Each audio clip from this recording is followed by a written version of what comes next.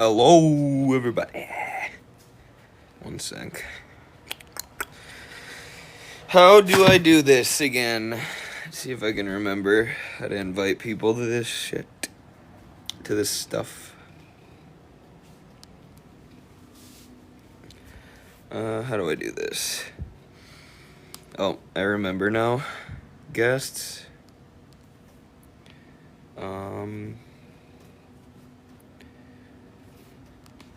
I guess I gotta wait for Haz.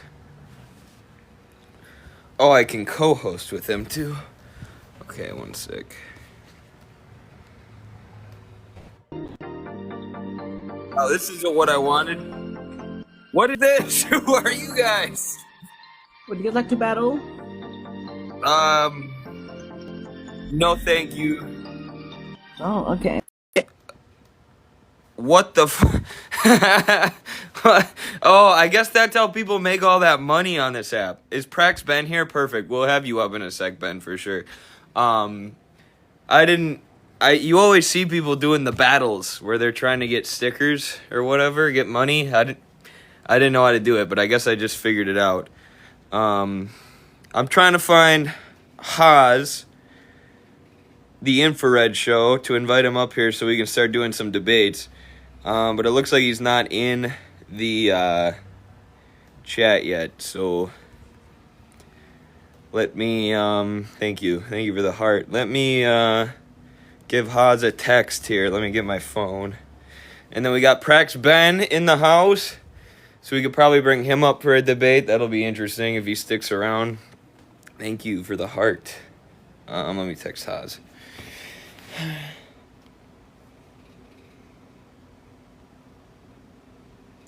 Yo, thank you, everybody. We're gonna do some debate. Okay, he's in there. Where is this guy? Why don't I see it yet? Oh, there it is.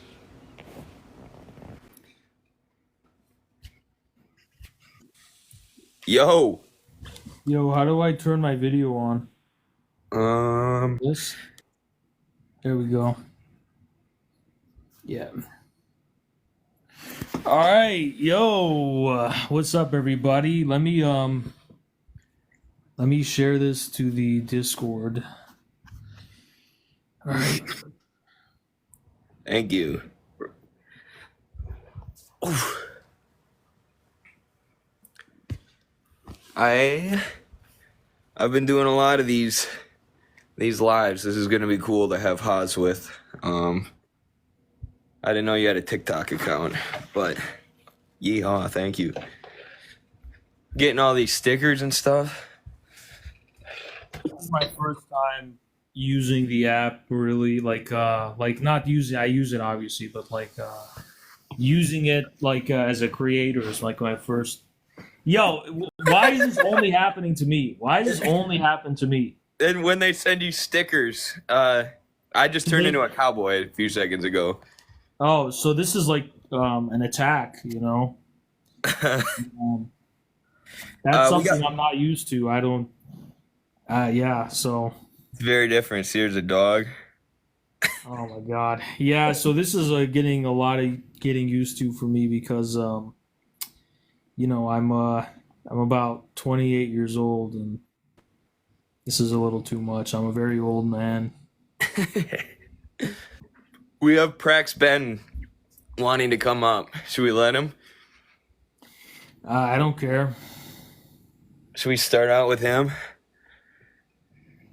I mean, yeah, I don't care. It looks like he's gone. Oh, no, there he is. Oh, and then we got another dude who's got like 26K. Let's let him up first. We've both talked to Ben ad nauseum multiple times, so. What's up, Hunter? What up, Midwestern Marks? What up, Infrared? How you guys doing? Good, how are you? Good. I'm good. I'm enjoying time. I'm enjoying my day, man. So, yeah, I saw that you were live and you wanted to talk some economics and some politics. So I would love to. I appreciate you guys having me on. Absolutely, of course. Yeah, we're looking to do mostly debates. So I don't know where you come at you know, Yeah, the political definitely, spectrum or definitely. You know, whatever. you want ops for sure. Yeah, hey, I'm not feeling too hostile, so I don't think this will be too long. I just want to let everyone know on here, and including you guys, because I know you've made many videos about it. I actually live in China right now, right? I actually live in Beijing. oh So sweet. it's a completely different economic and political system than the United States. And so one thing that I've noticed in politics is because I'm pretty concerned about politics and economics, kind of like you are, man. And obviously I know all about the ACP. Personally, over this past year, I wanted to, really, dive into, and challenge my own beliefs, and I wanted to be part of what I thought was, to be true, and what I wanted. And it's not the New Democratic Party, right? So I'm like, okay, well, if you want to make a name for yourself, I'm gonna, side with the Conservative Party, side with the GOP, things of that nature. But the more I deep dive into it, the GOP is full of shit as well, right? And so it really does kind of, and I'm not trying to be pessimistic, but I kind of, I guess, would like your thoughts before you have someone more hostile come on about the reality of the situation in the USA being, it seems kind of like a losing game if you're in any other party besides either the GOP or the Democrats. It's definitely a duopoly, and it's been that way for a while. But there are cracks that exist. Like they're currently experiencing what Carlos, my comrade, or our comrade, and my partner at Midwestern Marks calls a crisis of legitimacy. Because pretty much all of America understands exactly what you just said. That both parties essentially serve corporate America. They're completely bought and paid for. And people have begun to understand not just that, but other parts of the capitalist superstructure, like the media. They more and more Americans understand that the media can be a tool or is a tool, just to brainwash us and invent reality, as Michael Parenti would say, lie us into whatever wars and get us to accept our economic conditions. So people are waking up to that fact, but it's a matter of mobilizing them, or we need a party to meet the spontaneous uprisings in this country, like we had Occupy Wall Street, a while back, and when there are Absolutely. these when there are these spontaneous uprisings, that's when the Democrats come in and co-opt them. So with the ACP, we're trying to meet the need for a theoretical explanation of how the system works and why it's running the way that it's running for the people who are discontented with it. And every empire collapses at some point too. So we could be looking at an eventual civil war situation, a complete collapse of the U.S. empire, and we have to prepare for a situation like that too. So that's what we're doing with the ACP, trying to work outside this two-party duopoly and build something that can actually be a fighting force for the workers. Sorry, that was a bit of a ramble. Pretty basic question No, for two. no, I really appreciate that, man. No, I guess this once by no means am I gonna come in and say hostile. I just want to give my thoughts on where I kind of come from, and I really appreciate that explanation. The way I was kind of thinking about the situation in USA politics is it would be, I don't know, maybe an easier route to go the GOP or Democratic Party route, and then once in, change it from the inside instead of, as you said, with the ACP fighting an uphill battle from the beginning. And I've kind of noticed that with people like, for instance, Jill Stein, Cornel West, Robert Kennedy Jr., for example. I was a huge fan of him. Obviously, now he's, part of the Trump administration, part of the GOP. But originally, right, he was going to run as a Democrat. And according to him and his vice president, running mate at the time, they were sued, and there was lawfare used against them to keep them off of the ballots. So it was just honestly a shit show, right? And he was against kind of the status quo. Another, on my page, there'll be a lot of pro-Trump stuff, but what people don't understand, I was also a fan of Bernie Sanders back in 2020, and the party kind of he's like the black sheep of the Democratic Party, right? They didn't give him a fair chance when a lot of people wanted him. So I guess the point I'm trying to make is, and once again, I'm not trying to be a pessimist here. I'm really trying to just have a genuine conversation with you. we, as you said, people can admit the right and the left, the Republicans and Democrats control the United States from a politics standpoint. The ACP, do you think there's any actual shot of them letting that gain power? You know what I'm saying? Yeah, they're not, they're definitely not going to try. Or I mean, they're not, or they're going to do their best to prevent it. But it's better to work outside than work inside the Democratic Party. I mean, Trump sort of represent. And after this, we'll move on to David because we're looking for some more like hostile Yeah, yeah, people to for debate. sure. I'll leave after this. I appreciate your guys' time, but I'll hop out after this. Yeah, but Trump sort of represented the anti-establishment candidate on the right in 2016, while Bernie was that for the left, and the Democrats coalesced.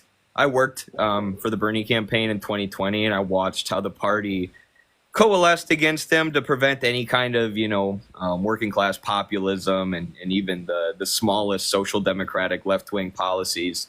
So that's why, I mean, that experience taught me it's kind of a dead end to work inside of the Democratic Party. But Trump was able to really change the GOP and change the structure of it, or not change the structure of it, but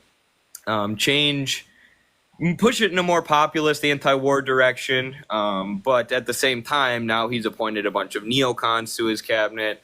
Matt Gaetz was like one of the more anti-war people he wanted to appoint, and the Republican Party coalesced to stop that from happening. Like you said, the GOP and the Democratic Party are really beyond reform at this point. So the only solution then is to advance class struggle by organizing communities and workplaces and creating these associations and combinations of working people that can represent themselves politically. But yeah, thanks for coming on, man. I appreciate it. Yeah, Midwest and Marks and Infrared. I appreciate you guys. I'll be watching from the comment section now. Okay, take care. Oh yeah, thanks. See you later, brother. Sorry, you can add anything you want on that, Haz. I kind of just rambled there, but No, I got really distracted by the I don't know what to call it, the stuff on the screen. Very, very different world, very, very fascinating. Anyway, what's I guess David, what's going on? What's the issue? Yo, David, hello? yeah. Are you in a tunnel? Pardon? Are you in a tunnel? No, sorry. I was going to ask you a question. I'm not really here to debate, but on Twitter, I saw someone calling the ACP like a fascist party. So could you explain why they think you're fascist for some reason? Let me take it away. They think that because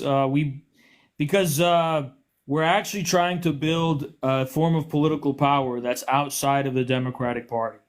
And I know that's going to be contentious and it's not going to make a whole lot of sense.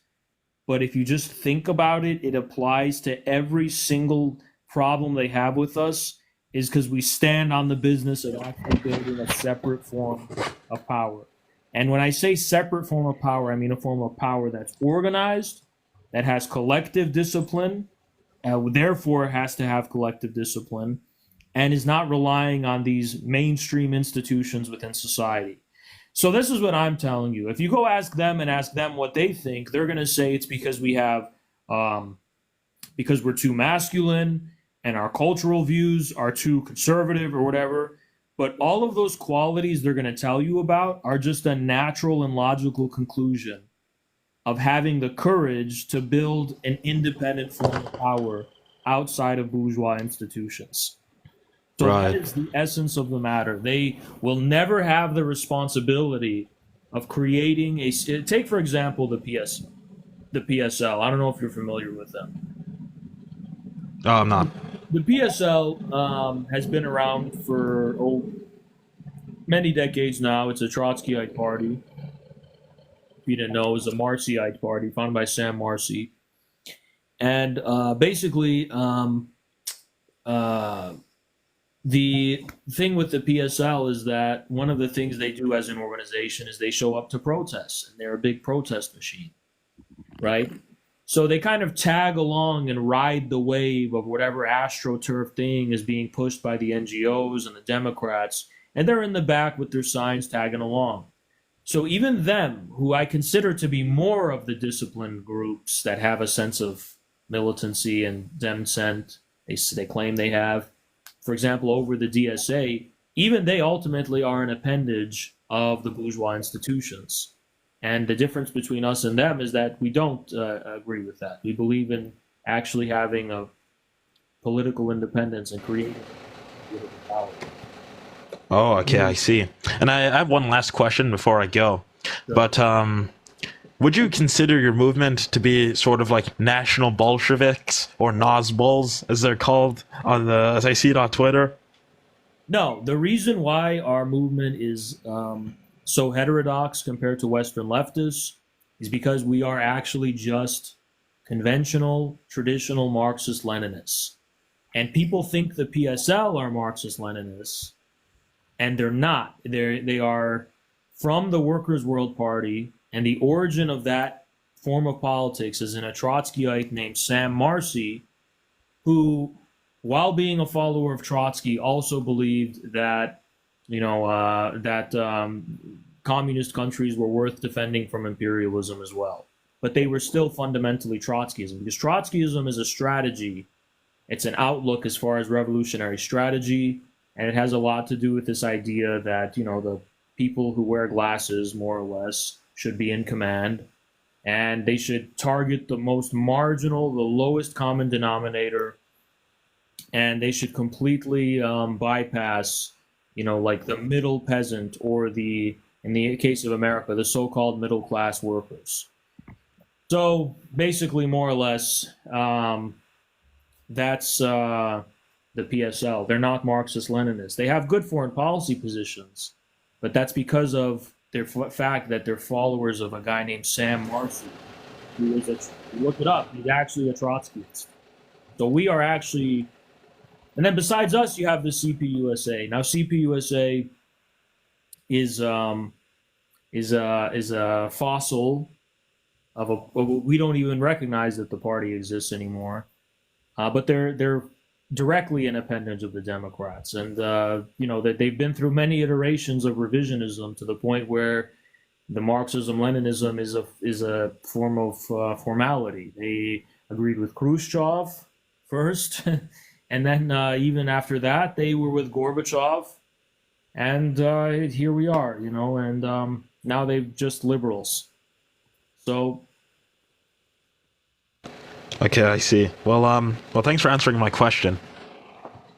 Yeah, no problem. Thank you. Bet. Let's go, Fanon enthusiast.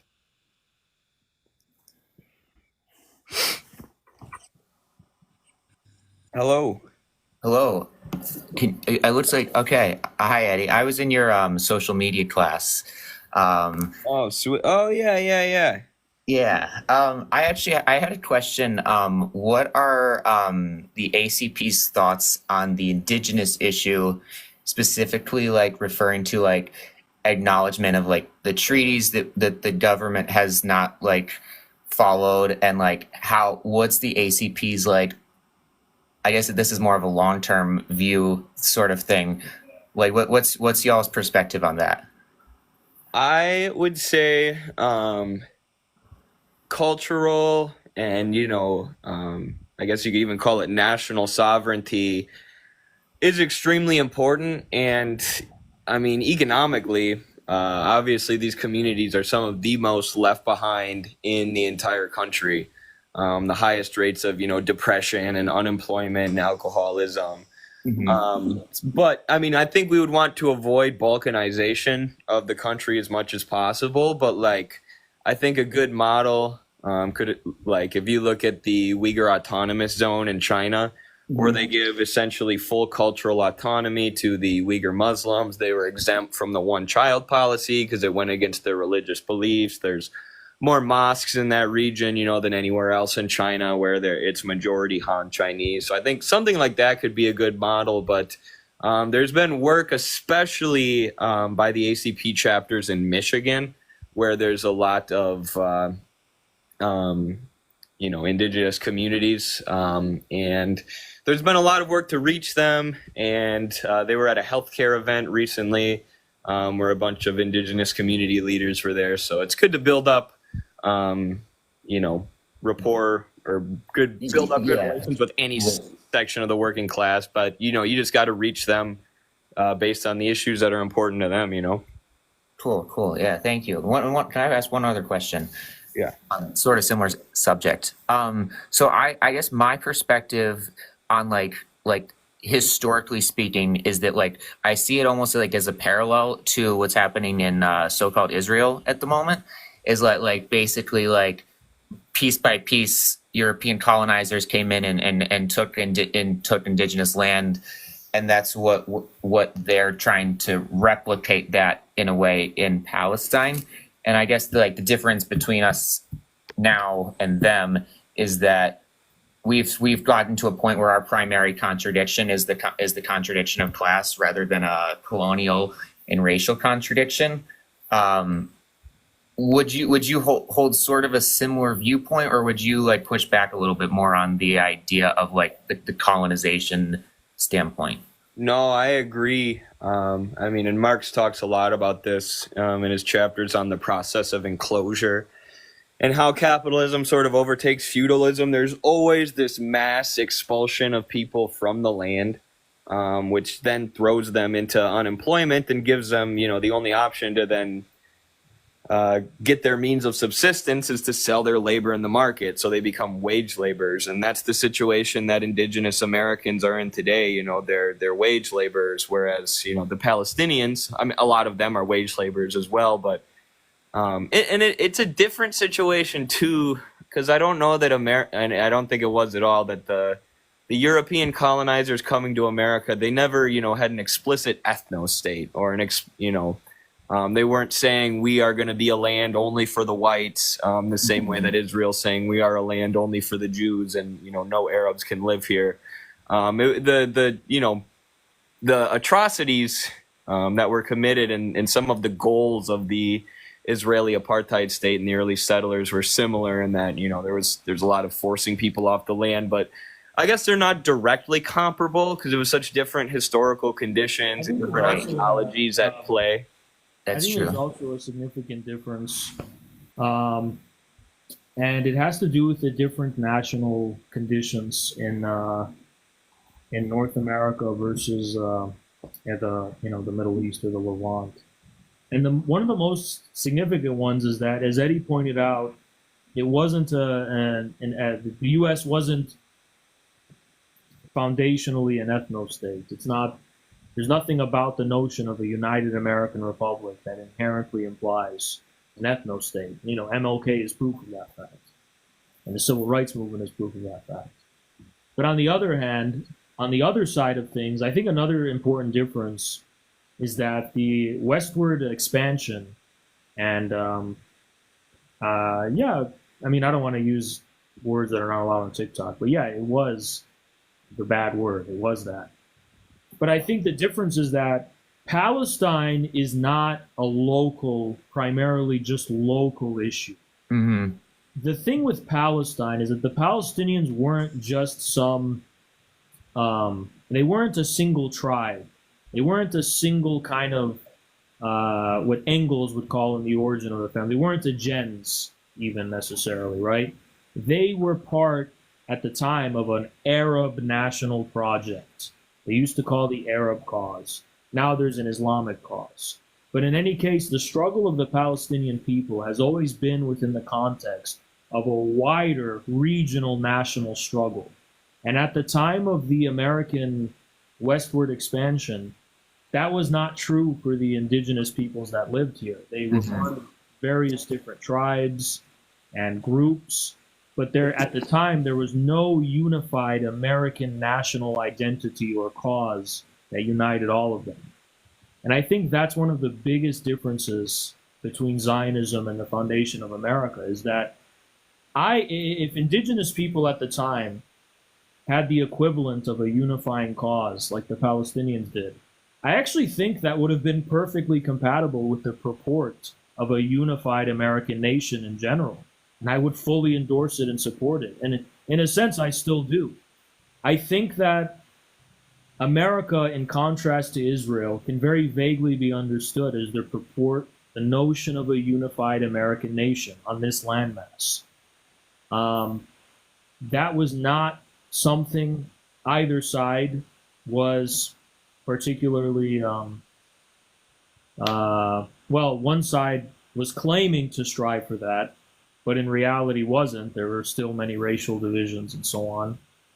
But with respect to indigenous people, they didn't primarily identify as America as being part of this unified nation that was shared with other indigenous people.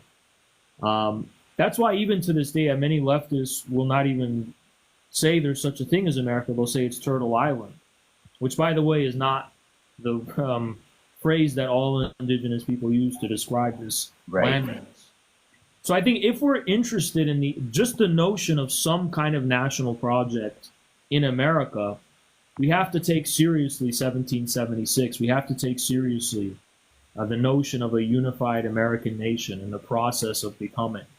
Whereas the Zionist project, I don't know if I can even use that word, is something that's a roadblock to the national project, which the people in the Middle East seem to be struggling to kind of form some kind of, whether it's the Nasserism and the Arab cause, or it's an Ottomanism with Erdogan, or it's an Islamic thing with the Iranians. They are struggling for some kind of regional integration that corresponds roughly to what we would call, modernization and nationalization of disparate peoples. So that's probably the main difference, I think. Okay. Cool. Thank you. All right. Thanks, Fanon Enthusiast. Appreciate you coming on. King Ratchet, I saw you said something in the chat about the origins of the Constitution. It looked like you might have an area of disagreement, so go ahead. Yeah, I guess my main concern is he said something at the end of his statement about the Western Western going westward in 1776 as well. What was the reason for 1776 against the British government? I have more questions more than like answers, and to got to get a full understanding of what you guys think 1776 was. Well, if we just look at Stalin's, and I don't know if I could say that name. I think you're all right. You should be okay. If you look at Stalin's national question, it was because when the when the European colonists came to North America, enough time had passed and enough material conditions had been laid in which it could be said they became a separate nation. And they were a separate nation while having no state of their own, no sovereignty of their own, no form of, it's in no taxation without representation was one of the slogans, right? So it was the genesis of a new nation and a new people having been born, and the British became occupiers, and they became occupiers who were standing in the way. If you're looking at it from the perspective of the American masses at the time, they were getting in the way of a potentially ascendant bourgeoisie, petite bourgeoisie, to basically carve out its own existence. Now, of course, it's true that at the very top, there were, of the founding fathers, of course, there was land speculation was a factor. I know Gerald Horne pays a lot of attention to that. But I think that to reduce it to that is rather reductionist, because you do have for people on the street in Boston and the masses of American people, yeah, the redcoats were foreign occupiers, not native to the soil, and Correct. if they were wrong or right is a different question, but they saw themselves as, this is our land, these are foreigners, and they locked them out. And Right. So oh, go ahead. You go ahead. I'm sorry, but like, of course, we can speaking to it as just taxation without representation is also reductionist as well, right? One of the biggest issues with Britain in America and the foundings of America was the fact that America, or the people of America, wanted to expand westward as well, and they wanted to, I call it, steal more land, and that was a big hiccup for British and the colonists, or the colonial power that was in America at the time. Well, keep in mind that the British were only preventing the colonists from expanding westward, but the idea that they would have just left indigenous people alone that were out west, I think, is a little naive. I don't think the British had any interest in protecting indigenous people. I think the British and their legacy is the reason for the anti-human and exterminationist attitude against indigenous people that persisted after the revolution. It was because of what was learned from a habit and practice of British colonialism. So But we understand what ended up happening, though, right? Like we're in a post like system of what ended up happening. So we know what the colonists wanted to do because they ultimately did it. right. Of course. And the foundation of every nation is, barbarism and the worst kind of violence and Well, usually more, slavery. more specifically, this is the foundation of capitalism, and Marx talks about it in Capital, the rosy dawn of primitive accumulation. Yep. And that's the foundation of the barbarism we call capitalism. But that doesn't mean we cannot discern progressive kernels from bourgeois revolutions, ones that are ultimately reflective of a common popular and national history of a people. And the bourgeois aspect of these revolutions, whether it's the American or the French, defines itself in relation to being the limitation of these revolutions. Meaning, yes, you're correct that there were these designs by land speculators to go west, and this was just a form of greed and avarice.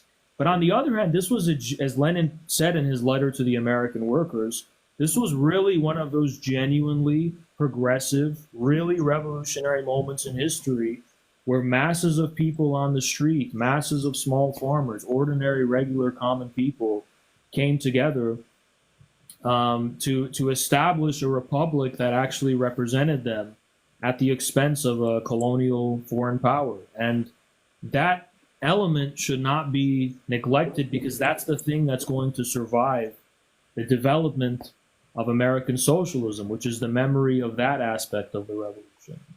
Where you and I will 100% disagree with is like this small group of people. This is white tea people who had white tea supremacist ideas and wanted to in the same way. That's Come not on, true. in the same way, in the same way, in the if you same. look at Hold the on, time out. riot, It's no different. It's no different to what's happening in Israel and Palestine right now. Like, well, I sir, guess I think your understanding of history is not full because if you look at the circumstances surrounding the Boston Massacre, historians will recall that the riotous Americans in Boston that were protesting the British were mixed race, white, black, and come on, indigenous. bro. Come on, bro. Look it up. Look at what the historians and I the British I at the can time. understand that, but we understand we understand what the American project was, bro. They Like, come said the on. masses of people in Boston were a bunch of riffraff, and they used racially derogatory terms to describe them because they were not all white people. They were people from all different racial backgrounds.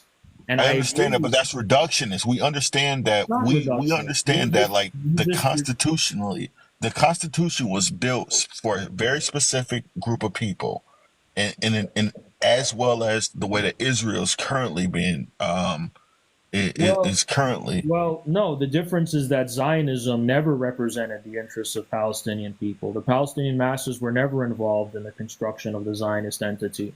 But the American What group of people was? I'm curious. Like, you can educate me here. How was the Constitution built upon adding Black Americans or Indigenous Americans? Right. So are you aware of what date the Constitution was ratified? Get to the point. I want you to get to the point. Because it wasn't 1776. It was Right. it was definitely not in the immediate aftermath of the revolution or even the Revolutionary War for that matter. The Constitution was ratified, yes, as a form of compromise with various private interests that included slaveholders, that included all of these different private interests, and it was a compromise with them. I agree. But the American Revolution came more than a decade before the ratification of the Constitution.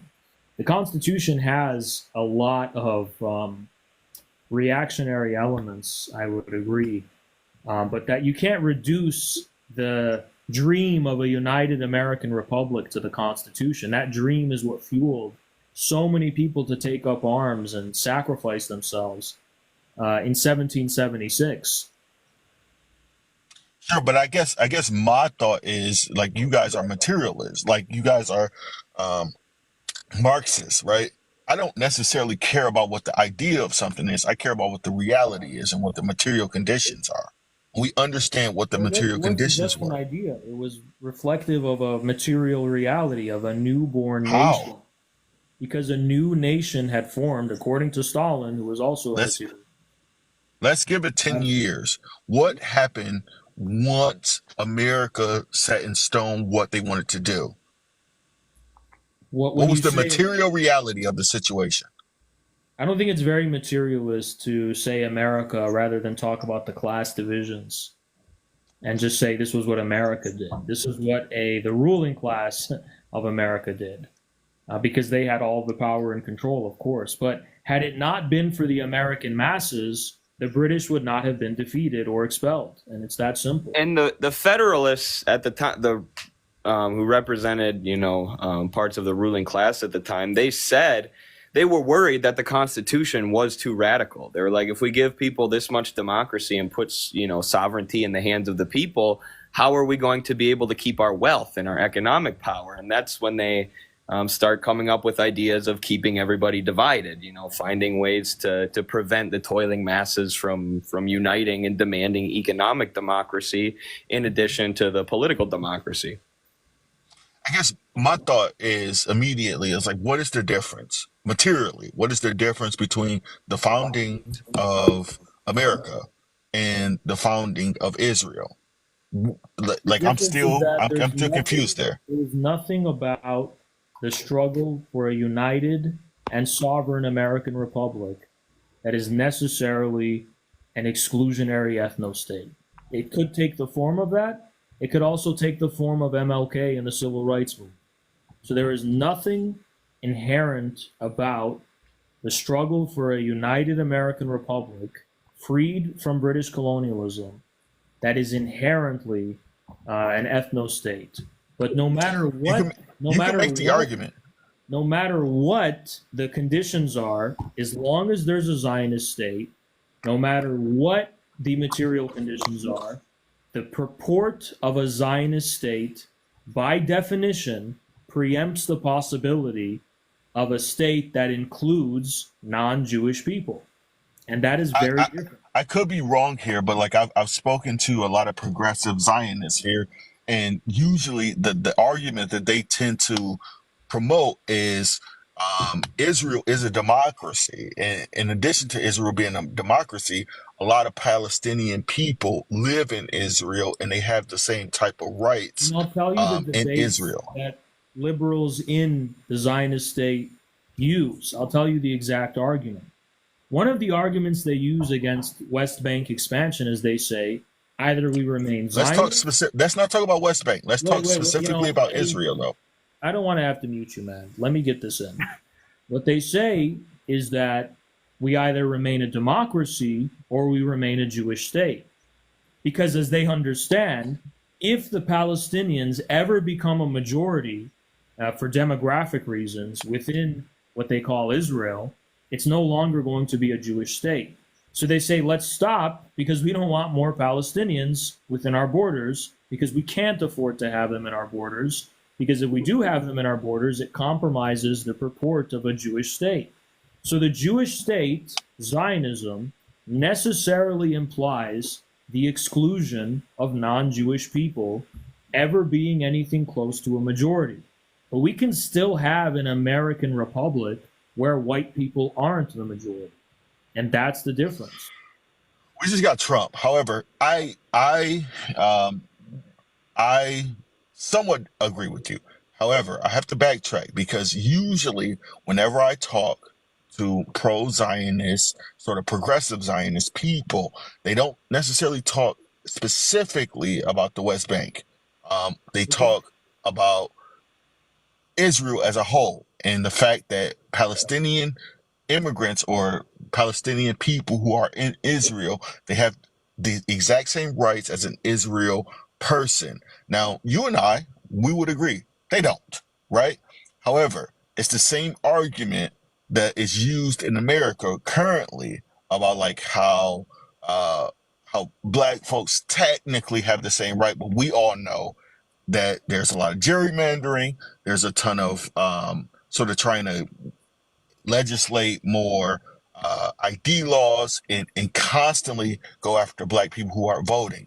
So, like, the exact same argument that you're saying about America, a ton of liberal or progressive Zionists use about Israel. Here's the difference. Yeah, Israel look, has look. been moving in a right-wing, more ethno-nationalist direction for their entire history, and we see that culminate now with Netanyahu's extremely far-right, extremely ethno-nationalist government. In America, what we've seen is the opposite. We've seen an overcoming of the racist divides, and this is what the Civil War was a huge. We just elected Donald Trump. Let me Right, also- right, but we had de jure apartheid in this country, and that was overcome by the Civil Rights Revolution. Now we know there's still more things that need to be overcome, and more remnants of racism that need to be overcome. But that's the direction that the American project has been moving in since its beginning, and a lot of black people voted for Donald Trump as well. So I don't think that's a proof that we're in a white supremacist country. Even if you disagree with what Eddie just said, which by the way I think is inarguable, if you think that we're no better than where we were before the civil rights movement, I think just a lot is being taken for granted.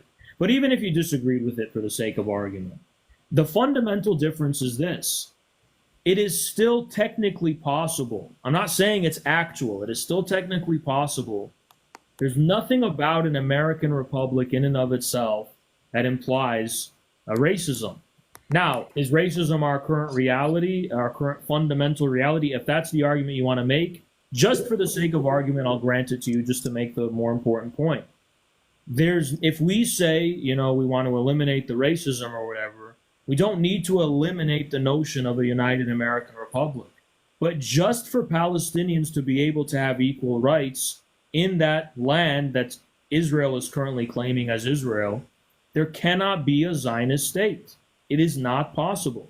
That's not true for the American Republic. There can still be an American Republic that is racially inclusive because the American national project is not preempted by the necessity of racial exclusion. But the notion of a Zionist project, definitionally, in the very name, is, and that's the difference. I want to add, just because you actually identify something and say, like, I don't disagree with you guys on the ethno state of Israel. However, I guess my biggest thing is it's the same way that I talk to liberals about what's happening in Gaza whenever they say Trump is going to be worse. Just because you pay lip service to something and say, "Oh, we're fighting for a ceasefire," that doesn't change the material reality of a situation, right?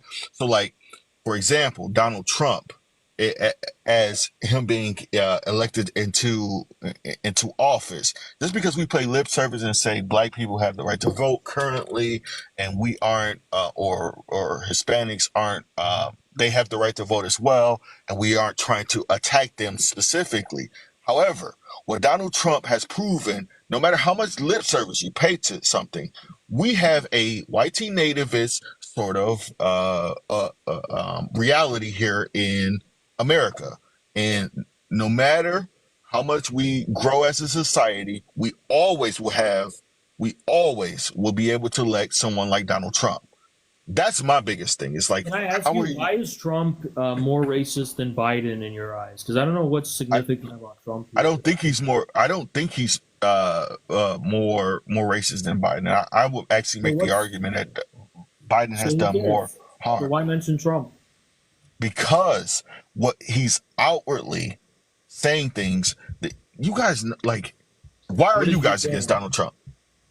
Well, we're against Donald Trump because we think that he represents the regime. We think he's aligned with the regime in general. We don't think that he has what it takes to actually restore or allow the development of popular sovereignty in America. But When he said, there's nothing exceptionally bad about Donald Trump, and there wasn't anything exceptionally bad about him even back in 2016. I don't understand what difference Trump has made when it comes to exposing racism in the U.S. How is Trump any more racist than any other president we've ever had in history? I don't necessarily disagree with you. However, he's much more abrasive in it, right? Like, so like his I don't see that. specific. Joe I see Biden that. gave a Joe I- Biden did the I- eulogy at Strom Thurmond's funeral, an open segregationist. I How more see- Sure, open- and I think Ronald Trump- Reagan, I think the truth Ronald is, Reagan I think the lost truth his is this. campaign. I think this is the truth. Trump was extremely mean to celebrities, and primarily white celebrities and establishment people. So they ran to the media and slandered him, saying that he hates black people and he hates Mexicans. But in reality, he just hated them. He hated the. Wait, the time people- out. So you guys are sort of making my argument for me that America has a history of white nativist ideology, and it was built specifically for Well, white as people. materialists- You're making the argument for me. As materialists, racial division was a tool that served the purpose of dividing the working class from the beginning. From the beginning. There's nothing inherent. Like I said about white the Federalists in our conversation a while There's back. nothing inherent about white people or black people or brown people or blue people. Nothing. There's nothing inherent about any group of people that makes them inherently inclined to racism. Racism has material origins and material causes. If it weren't for the fact that it was such an effective tool to divide the masses, racism would not be as entrenched in this country as it is. Yes, we agree here. However, when you have to add on the power dynamic and the fact that America was colonized by Western Europeans, specifically British folks, and they set up a system that was specific for Western Europeans. It is no different than what is happening currently in Israel and Palestine. That's the point that I'm making. Well, I think here's the difference, though. The colonial project, which were colonial empires that were taking resources and bringing them back to the core, definitely was inherently something that, yes, preempted the possibility of any kind of, reconciliation with indigenous people that they were colonizing. It was a form of parasitism, outright. But it shouldn't be disregarded that the American Revolution was anti-colonial. The goal was to eliminate colonialism and build a new future in this land.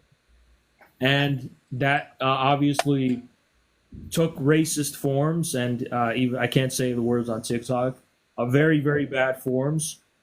But that in and of itself is not necessarily racist. I guess I'm a little bit more cynical than you guys. Like, you want me to believe, it's just happenstance that we built a quote unquote racist. No. It's not happenstance. It's a result of racism being a very useful tool for the ruling class that's had control of this country. I don't think that it was just ruling class people, though, man. Like, No, I'm they sorry. inject it into working class people in order to keep working class people from realizing that their interests are the same. That's why it's Like I pushed said, through media and other means. the Boston riots that led to the Boston Massacre, the first martyr was a black man, by the way.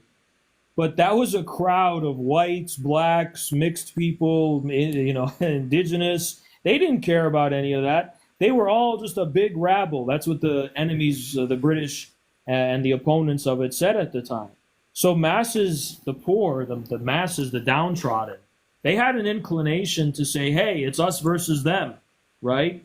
and how easy it was to divide them on race and give certain privileges to one group, break that unity, and to have a false sense of solidarity where the poor whites could identify with the rich whites because, hey, we're both white. So it's a nasty game, and absolutely it was intentional and methodical. Now, did that become a habit? Did racism become a habit for even poor whites? Of course it did. It became an entrenched cultural habit that didn't always need ruling class oversight. But every time working people have come together, in spite of these bad habits, we see the same pattern over and over again. They use race to divide them. I don't like. I want. Here's the thing. Like, I think oftentimes the Democratic Party specifically use identity politics to leverage instead of and I'm often called a class reductionist. Like, I don't necessarily disagree with you, but I don't think that that was by accident. I'm sorry. Like, where we will always depart is, like, I think that that was from the inception of this country. It wasn't just purely a a class ruling mentality. Like, that racism was embedded in America since its inception. Just like just like um just like Israel is with creating an ethno state.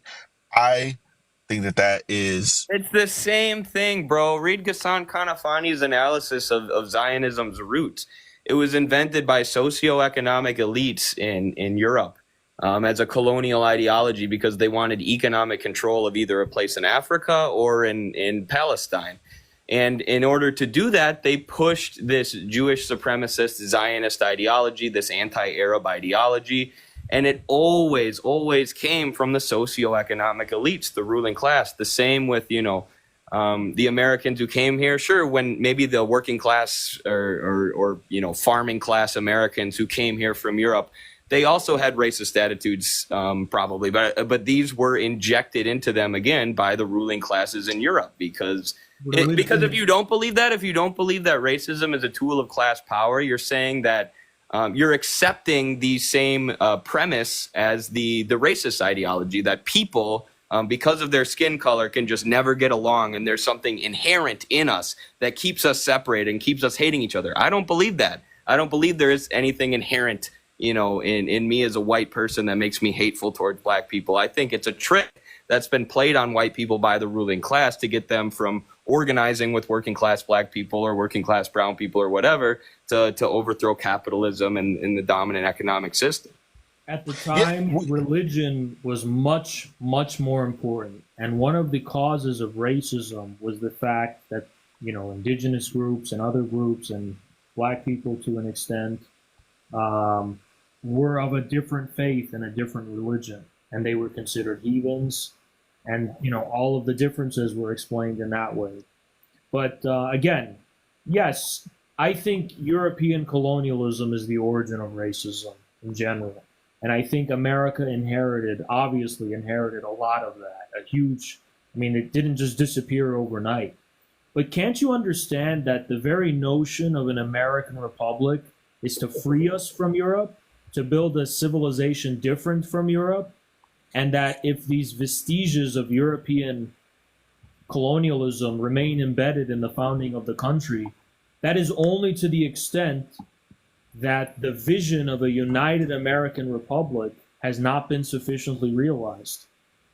Whereas with Zionism, the barbarism and racism of Zionism is not a consequence of the inadequacy of the Zionist project. It is the very consequence of the Zionist project.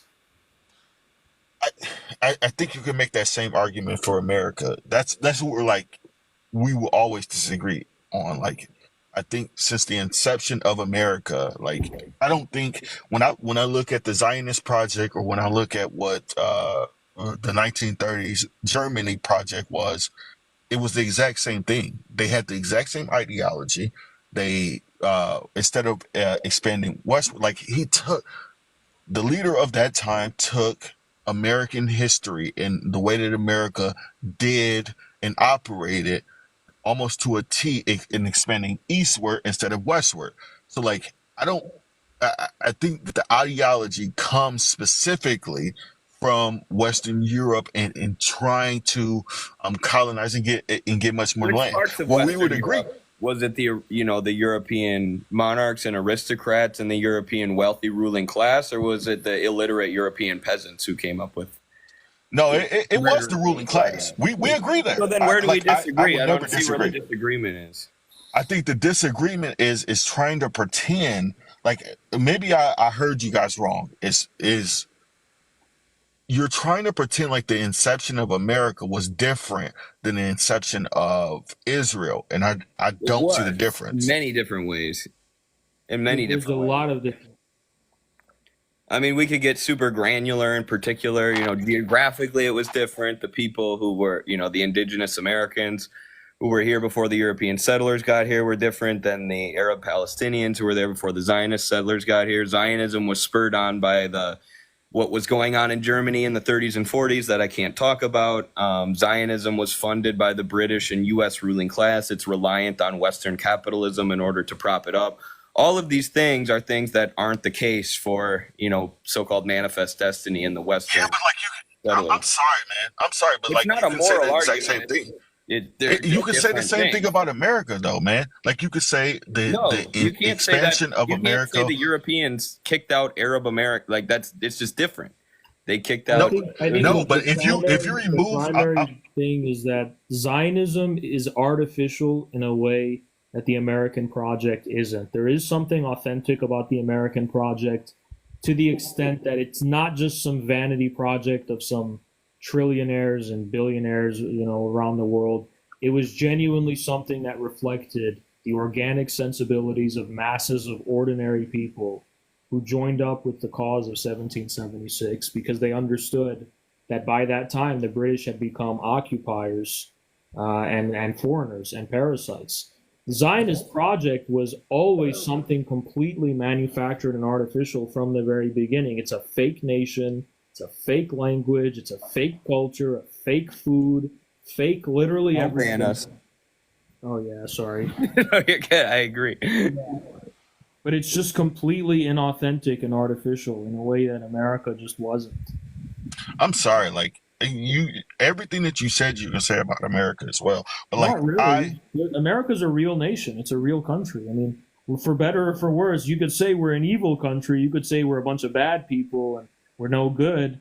That's fine, but you can't say we're not real. We are real. But we have Absolutely. we have over 500 or yeah 5 or 400 years of history to show for that, right? Like Right, we're in real. 300 years, what will make Israel any different than America is currently? I'll tell you what'll make it different. If the Zionist state collapsed, there goes the so-called nation of Israel. If the Well, what happens if America collapses? if the American state collapses, Americans are not going to suddenly stop being American. They're going to still be the same damn Americans they always were. They're going to be proud of it and they're going to roll with it. And I can't say more, but Why would you assume that Israel won't have that same type of pride and because they still? will be devoured by all of their neighbors. They Because have So to. it's They have Midas to. right. The reason- It's Midas the right, reason- right? America still has the military No, force. Israel No, relies even upon being without an ethno state in order to survive because this population there is still majority Arab in the region. So in order, this shows how artificial it is. our state collapsed, and our military collapsed, people would still stay here and defend their land as Americans, as their real lives, as real people. If that Why do you happens, make that assumption though? because it's Crazy if happened. you think that's not true. It's happened in history in the founding of this very country. We didn't have a state before. It's because of ordinary people taking the initiative that there was an American state that got built and constructed in the first place. And second of all, already over there in the Zionist entity, they're already leaving in droves. Millions of them left already. You know how many that is? We're talking about 20, 30% of the population just fleeing. Imagine if things get real over there. They're all going to go back to where they came from. You think Americans, when things got real here during the war with the British or the Civil War, could flee somewhere? Where are they going to go? This is their only land. This is their only existence. Again, you can say Americans are bad. You can say they're racist. You can say they're no good. You can say all of that. But the difference between us and so-called Israelis is we're real. We're actually real, and they're fake. We probably want to agree on this. Probably. You don't think we're real as a people? America is historically constituted. King, do you think black people are real as a people, or do you think that's Yes, fake? of course. So in black communities, that's a real people, right? Correct. Yeah. Yeah, What's the difference? That's a real people. It's not a fake identity. It's real, right? If let me ask you guys this question. As racist as they are, let me tell you what. White people are the same way. Out in Appalachia, in the Midwest, and whatever, they could be no good, horrible racist, but they're real too. They're real people. Like they're real. It's a real nation. Is it a geography thing? I guess my thought is like, is it a geography thing, right? Like, so my thought is, if they had as much history, let's say 300-400 years of history in Israel specifically, do I believe that Israelis would just get up and leave? Their history is so much smaller. I'll tell you what, it doesn't matter how much time they spend over there, because all the time they spend over there comes at the expense of our tax dollars. So yeah, they could live 500 years longer leeching off of our taxes with their fake state being propped up that otherwise wouldn't exist, but it won't. Disneyland can be around for 500 years. It's not any less of a fake theme park. And the same thing is true for the Zionist entity. Can I establish something with you guys? I'm not a pro-Israel guy, right? I understand, but the minute they have to pull their own weight in that region and see if they can survive there by themselves, ain't gonna be nothing. There's not gonna be that anymore. It's gonna be gone overnight. I agree with you. However, I don't know if I would feel that Americans are still gonna be here no matter what happens. Just give me 1 second. I don't necessarily disagree. However, do I believe if they had 300 years of America propping them up, of other nations being able to help them out, and also them establishing their borders and establishing what they are, do I think that they are much more willing to leave as they are now? I don't know if I agree with that. But it doesn't matter. They have the mentality that they were there for thousands of years already. It doesn't matter how many years they're there. It's how they're living there that makes them fake. If you're really part of the land and you're really about it and you're really there, right, then you can survive on your own. You don't need foreign countries to prop you up. You can pull your own weight. For example, my parents came to the U.S. when they were extremely young. You know, my grandparents and third generation, whatever. They pulled their own weight living in those villages, you know. If their honor was questioned, they had to go take care of it. They had to coexist with the people. They had to carve out, you know, an existence. They're there, you know. That's not true for the Zionists. They can't pull their own weight. Oh, the live is paused. Oh, my bad. I was on low power. You gotta remember also, you gotta add a little bit of context. Israel is like, Israel's the size of New York, right? America is a completely different animal where, like, they were able to steal more land here. However, like, you can't just negate that part of the American project. Well, like, look, I mean, the fact of the matter is, would it be nicer if the American nation had many more indigenous people? Of course it would. Would it be nicer if all these horrible things that American settlers did not happen? Of course it would be much better. But this is the nation that we have, and it's a real nation. It's a nation that is marked by a lot of bad history and bad crimes that happen, but this is the real nation that we have, right? Whereas Israel is not a real nation. It's not real. It's completely artificial and completely fake. And we have to work with what we have and not what we wish we wanted to have instead. I'm going to give you one more response, King Ratchet, then we're going to move on to someone else. Yeah, I'm off, man. I guess my biggest thing is the vantage point that you're looking at it. It's like, if you're looking at it from your lens, of course you would have assume that America is this quote unquote real nation, and the history is just sort of bad. However, like if you're viewing it from a Native American standpoint, if you're viewing it from a black standpoint, I don't see any difference. But like, thank you guys for talking to me. Pleasure, Yeah, thank you. always. Yep, thanks, man. Peace. See you later, man. All right, Step Harder, what you got? Doesn't sound like you're a hater, but How are you guys doing? good. How are you? So I just have a question. So Yeah. I have the understanding that the ACP is a Marxist-Leninist organization. Yes. So historically, as we know, Marxism-Leninism has adapted to the specific national characteristics and historical context of each country it's been in. I just want to know how you guys would specifically apply it within the American context. I gotta grab something for you. Yeah, my buddy Carlos wrote a whole book about this. I mean, there's a lot of work to be done. We have a monthly theoretical journal now called Red America, where we're answering a lot of the theoretical tasks in front of us and applying Marxist analysis to America specifically. And this is the wrong book. Why We Need American Marxism is the book I'm looking for. This is another good one called The Purity Fetish. But yeah, that's what we're looking to do, and we're going to do that through our journal and through our publishing and through our social media education and whatnot. But yeah, it's very important. Right.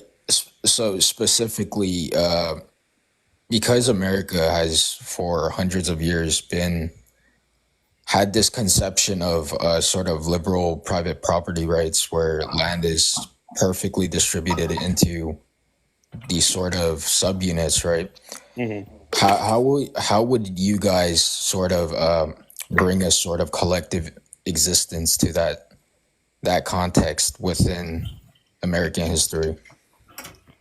I think that the thing that's often neglected with the homestead kind of parcel model is that there's also a common dependency on infrastructure. And Right. that is one of the things that really reintroduced the need for some kind of collectivism. Americans are not necessarily atoms that are individualistic. They are collectivists that want a degree of experimental freedom, but that's only to a degree. It's not unlimited. And I think that's basically the pattern. Right.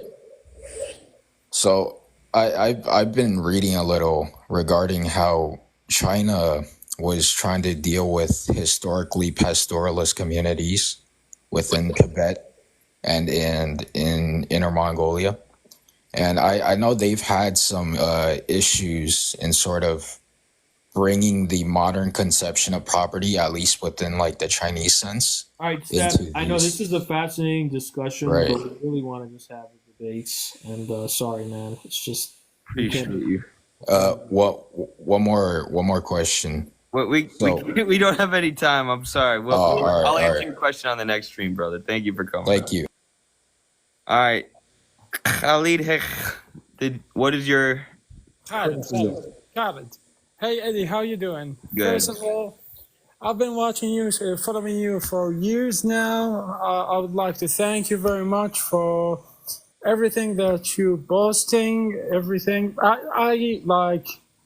Totally agree with you when it comes to the foreign policy, but sorry, I'm not a communist.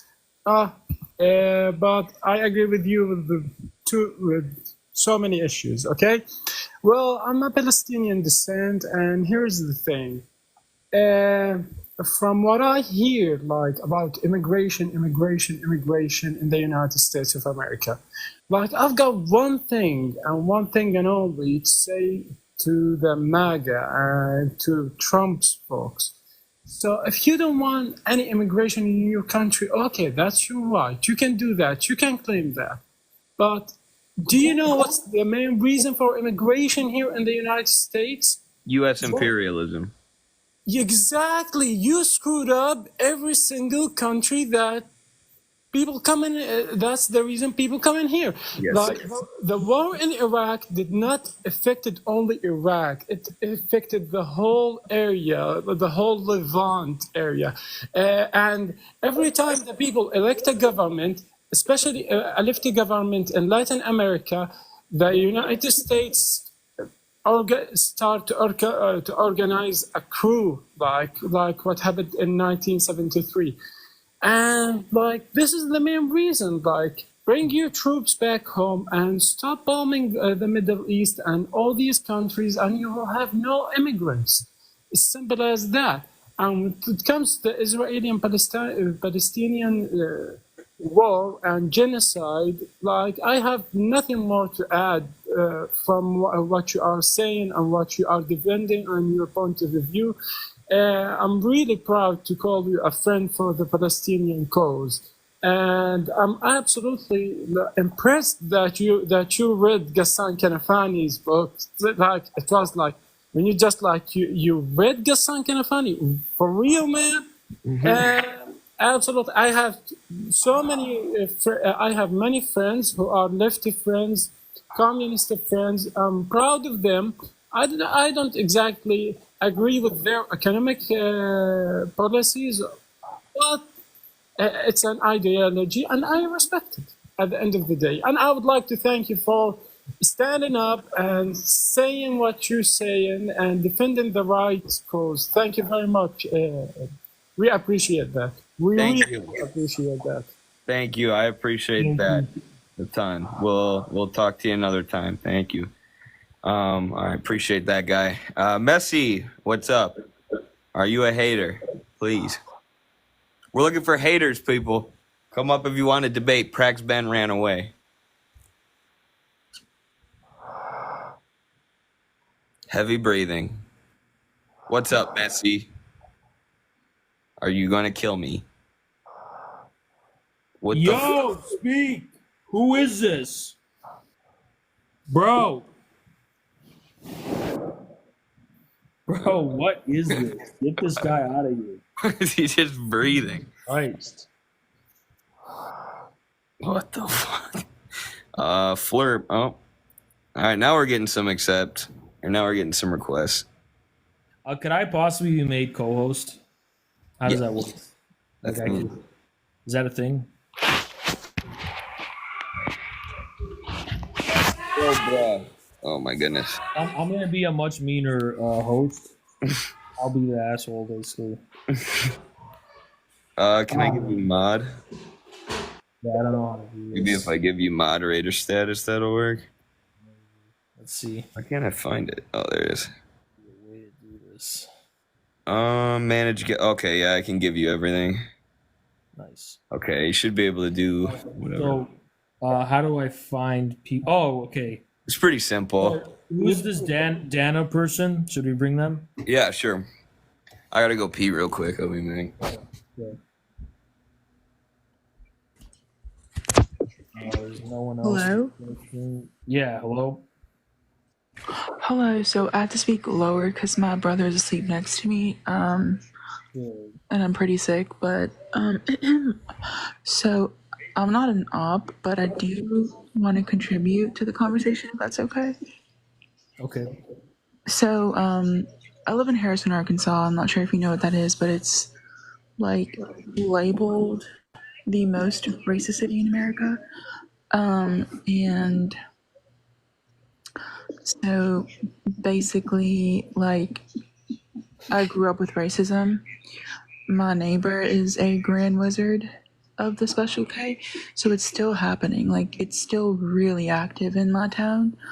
And, like, the term sundown town is, like, it applies to Harrison. Because if you are not from here and you're a minority, if you don't look like you're from here and you come here, like, they'll find you and they'll kick you. Police will even find you. Like, it's not a good place. What about me? Would I be allowed there? You have to, like, I mean, you look pretty white, but, like, people are super, like, they have a lot of, like, qualifications. Like, you have to have, like, it's like it's like Germany, like in the 40s. Like it's really bad. I'm a liberal. I'm a Democrat, but it's because I'm one of the few people in my town who went to a university to study neurochemistry. But so basically, my story is that like I grew up with this racism. And my neighbor used to babysit me, and he was a member of Special K. So when I see MAGA, like, and MAGA is more civil than people in my town, but like, if I can imagine, like, if, because Harrison is like a haven for racism and bigotry, but if, say, for example, someone from Harrison went to Connecticut or like, Bama or like Florida, they would have to put a face of like they would have to fake who they are because they're so racist here. And it reminds me of like MAGA. Like I feel like MAGA is just like they're hiding their racism, they're hiding their bigotry, but deep down, because like I saw all the debates, I saw and I'm queer and I live here, so like I'm stealth. But I saw all the debates, I saw all the, the rallies, and I don't know how anyone could possibly see Trump and not think he's racist. I don't think it's possible I think they do know. I just think that personally it's an ability for them to kind of just like unleash. It's why we see all this bigotry, right? So I'll tell you, like, So what state is this again? Arkansas. So I'm willing to bet that your town is a vestige of the pre-civil rights era, and therefore the racist infrastructure and culture probably actually comes from the Democrats, and they probably are the ones that set up that whole thing politically. You think it's Democrats? The KKK used to be Democrat, and yeah, I think that in origin, the Democrats are the ones. No, I hear this argument all the time. So it's in '64, there was a flip flop of the political party. So current Democrats used to be called Republicans back then, and I think the switch didn't just happen overnight in '64. I think it took but it did happen. So survived well into the '90s. I mean, yeah, but like officially though, like so people obviously, but officially, like constitutionally, it was changed in '64. They didn't. That's not how it worked. There wasn't just a random. Okay, but if you want to like, did you vote for Trump? No. I think what you need to understand is that when Reagan was campaigning, that's when a lot of the traditionally Democrat voters started switching to the Republicans, and it wasn't an official thing. It happened gradually. Well, I understand, but there was also a switch.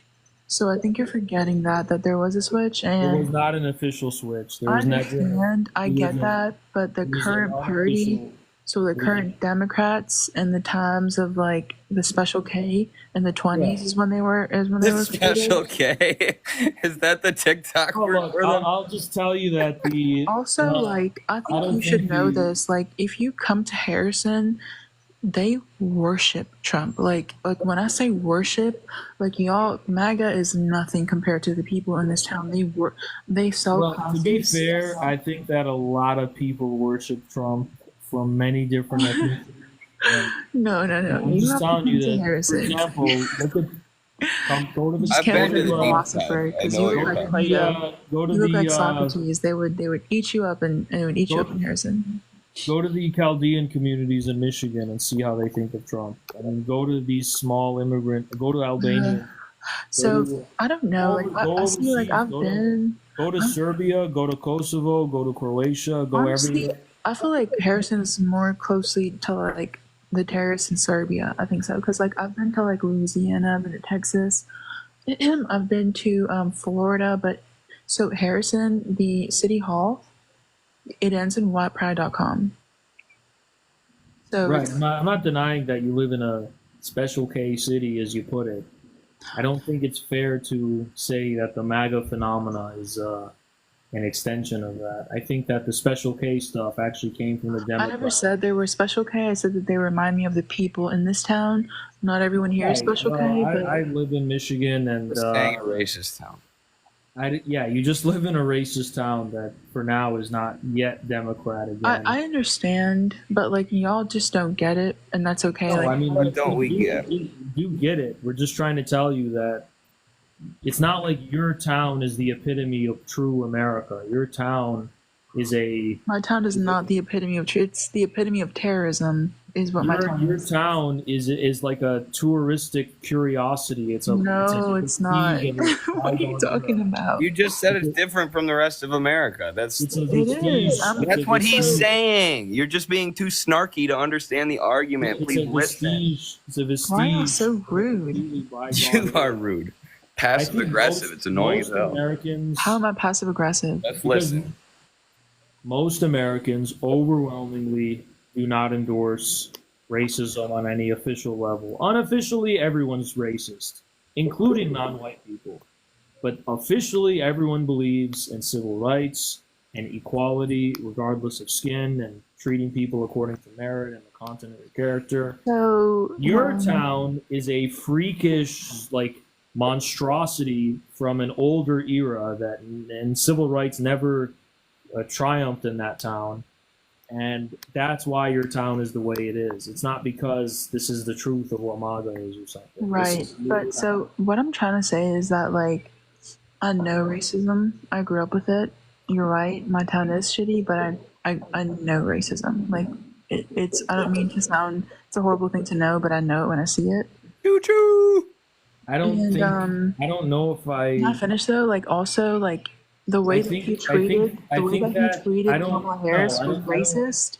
He don't says that believe- Kamala Harris was, first of all, the way he pronounced her name all the time was stupid. Second of all, like the way that he called don't her, think he said you, that she wasn't black, I- she wasn't brown. Like that's racist. Listen, not to denigrate your PhD in racism. I don't have a PhD in racism. I Well, have that's a what you degree in just said. neurochemistry, You just- but I appreciate You that. basically just said you have a PhD in racism. Nope, I have a degree Now, in in any neurochemistry and a case- minor in philosophy, so we can totally put philosophically. And Philosophically. a PhD. Wise philosophy there. In any case, Oh, I look, haven't brought up your philosophy, PhD so are you a lot of- sexist? I don't think. Sounds I like you're don't think. sexist. I don't think that your analysis of what MAGA is a reflection of some detached scholarly study from the perspective of the PhD of racism. I think a lot of it is projection. You're just assuming that everywhere is just like how your town is, and it's really not. Okay, well, how am I projecting exactly? What am I? What am I? Because what are you're my trying to thoughts? say that Trump somehow mispronouncing Kamala's dumb name is somehow an example of Special K racism, and it's not. And you're I'm projecting sorry. the worst aspects of your town onto the entire MAGA movement across the country and everybody who voted for Trump when they're. And We let me know ask you there are something. a bunch of 2 times Obama voters who voted Trump. And Was that out of Dana, racism? let me ask you something earnestly, right? Do you think it's racism when Democrats started turning on minority voters for not voting Democrat and started saying that, oh, well, now they need to be deported and I hate these people and they're so backward and they're so lesser? Like, do you think that was racism when Democrats is, and do you think only MAGA's racist or Democrats equally racist? What is non-racist about Democrats in your view? That's what I'm curious about. So, If we're gonna say that America is just a racist country, fine. personally, But to say that MAGA No, is it's not somehow talk. exceptionally racist, I think is just nonsense. Like, give me one example of the Democrats being less racist, I think besides the fact that so they're fake. personally, it's why I'm a liberal. I'm not a Democrat. I think the Democrats have abandoned the middle class. Did you just say you were I think Democrat? it's. Can you let me finish? I think it's why we lost because they're too focused on the billionaires. So I do not agree with Democrats as of this moment. I'll Liberals just like racist? a better choice. Are liberals But when I say people here remind me of MAGA, I'm not talking about not every person in my city is Special K, but most people are inherently bigoted. So when I say What about you? No, I'm not bigoted. I learned from How those do you know? people. You How do you oh, know? her You liberal could, arts college helped her you unlearn. could, you No, could. I went to a Anytime Much better conservative somebody, than good those liberal people in your college. hometown. You're so much better than them how do now. we know? How do we No, know you're I'm not not. just virtue signaling? How do we know I you're feel not like just? you're projecting a lot onto No, me. no. You know, Listen, like, Dana. I've Here's the been where thing. you're at, Dana. Dana, you just said that you think a lot of MAGA people are faking it. How do we know you're not faking it? I understand How that. do we That's a know? fair point. But so if I can defend my point, when I And how do we consider, know you're not deluding yourself? Answer that point as well. Go ahead. I think you can just look at what I've done, what I represent, and the activism that I represent in a bigoted town. I've been shot at. I've been followed. I've been stalked. I'm queer, and I live here. What So does being queer have to do with racism? because being queer is and on its own, it's the act of living, existing on its own is resistance. So when What I the hell? understand oppression and bigotry, and I understand that, and personally, I feel like, human rights, I feel like is a necessity. I think it's philosophically Hold up. part of Put the life. brakes. Can What you about stop being interrupting me? Like, in your I'm not a own? child. Like, you can talk to me like an adult. No, I'm a dumb guy. I need this to be I never said you were explained. stupid, but I have a degree Well, in I philosophy. need So an if you want to explanation. argue this, we can argue. But How don't is treat me it? like I'm a How is baby. it that being queer is resistance? Go ahead. The floor is yours. Pardon? How is being queer, in your own words, how is that resistance? Living as a queer person in a town like Harrison, just living is resistance because they don't want you How? here. How? What? Pardon? What are you talking? You keep like cutting out? Like, what? I can't understand. Ask your question again. What's being resisted? What's going on? Oh, so queerness is resistance to normativity. It's challenging heteronormativity. It is affirming fluidity in society. It's also breaking the social order of society. So, there's a political resistance. I am politically resisting my entire state and the Wow. culture of my state, and I'm visibly defiant against anti-LGBTQ rhetoric. Why do you It think is anyone reclaiming a cares? Do you space think in which I'm not anyone? welcomed in, which is on its own an act of resisting. What are you resisting? Because I guarantee you, 99% of everyone in that town doesn't care. You don't live here, so you don't know, but essentialism is what I'm resisting. I'm But nobody, but literally by no one cares. deconstructing.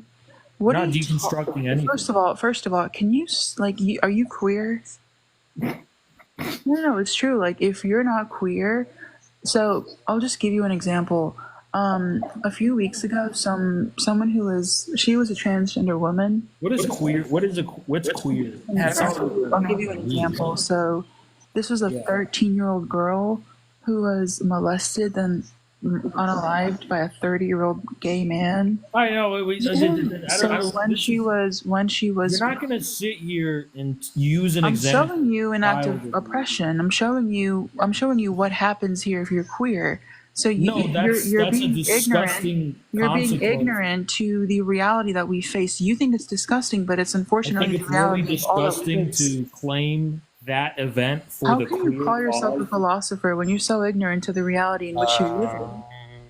It's so How can you claim this disgusting abject crime for a queer cause? I don't understand how you're claiming that for such a cause. I can't even repeat what the crime is on TikTok, but I feel like it's incredibly narcissistic and disgusting to try and claim that for a queer cause so and clearly rejecting I think it's because Without- like I don't know Dana, if with you're all due Arab, respect- but clearly with all due you have some respect, sort of like resentment. Dana, with all due respect, children that are victims of horrific crimes wish they could have lived normal lives. They want normativity. Of course, they wanted to have normal childhoods. Those things are what destroy them and destroy their lives. So for you to compare that to some cause for destroying normativity, I just find it disgusting. Actually. No, so you asked me, how is the queer community oppressed? And I gave you No, that's an example of how hold children are being attacked. I gave you an instance that's spoken about on here fluidly. There were debates about what happened on TikTok, on Instagram, on Facebook. Does it matter what Well, no, because sexual you're orientation acting a like child so. is identifying as to be for the violence committed against them It matters to if be the crime is in condemned. the name of queerphobia, which you think is not as important I'm as. pretty sure that such a crime has nothing to do with queer phobia and has everything to do with Well, do the you know special the crime? P word. Because like if you go Yeah, on, if you look at the papers, it's he was doing called a it in word I can't queerphobia. use. It's a word I can't use on TikTok Live, but So it's a special P can word. you please define for me abject crime? Because I don't know if you know what that means. As a matter of fact, your so-called queer movement No. I used asked to you a have. question. Don't pivot. You All right. Your philosopher, define it. your so-called queer movement used to include NAMBLA, which is a special P advocacy organization that advocates for crimes like the one you just mentioned. So I don't want to hear this nonsense about how child victims are to be claimed as martyrs for your deranged cause to destroy the normativity of society when 99% of people just want to get on with their lives and live normal lives. So what do you have against queer people? I'm rejecting the preposterous idea that your self-identified queer identity is resistance. You're not resisting a damn thing by going to a university and learning about Judith Butler and deciding to identify in these different ways. It has nothing to do with resistance at all. Stop saying that. It's nonsense. It's nonsense when Palestinians. Let's have a conversation. Let's have a conversation about how Palestinians are calling themselves resistance while resisting an actual G word I can't say on whatever. And you're sitting here claiming you're part of a resistance because you call yourself queer. I feel like that's an insult to humanity itself. Well, obviously, Palestine is not comparable to queer resistance. So, It's not. There's no such thing as queer resistance. Can you define abject crime? Because you used it pretty. Can you just define it? Can you define it for me, or no? Can you define being a narcissist? You can't define it. You are literally a walking hypocrite. You think you're some philosopher. You're nobody. You don't even know what abject crime. I can't hear You don't you. even define it. You are such a. You do it because you want attention. You What are you saying? I can't. You're breaking up. I can't even define hear you. What? I can't even hear you. crime. I can't hear you. Can you please tell me why being queer is resistance? Sure. If you let me speak, Go ahead. don't interrupt me. Don't be rude. I'll engage in a conversation with you. I just don't want the disrespect. So we can talk about normativity, right? When I said defying normativity, Yeah, define that. you're not letting me speak. Living authentically as a queer person disrupts the presumption that heterosexuality and cisgender identities are the default in nature. Okay, so this defiance that existing as a queer person reclaims the validity. Doesn't that mean you're just being normal? If it's so natural or whatever? Well, obviously it does, but people don't see it that way, and we get a lot of hatred because of that. So you're defining yourself in relation to how other people supposedly see you? No, you see, this is where.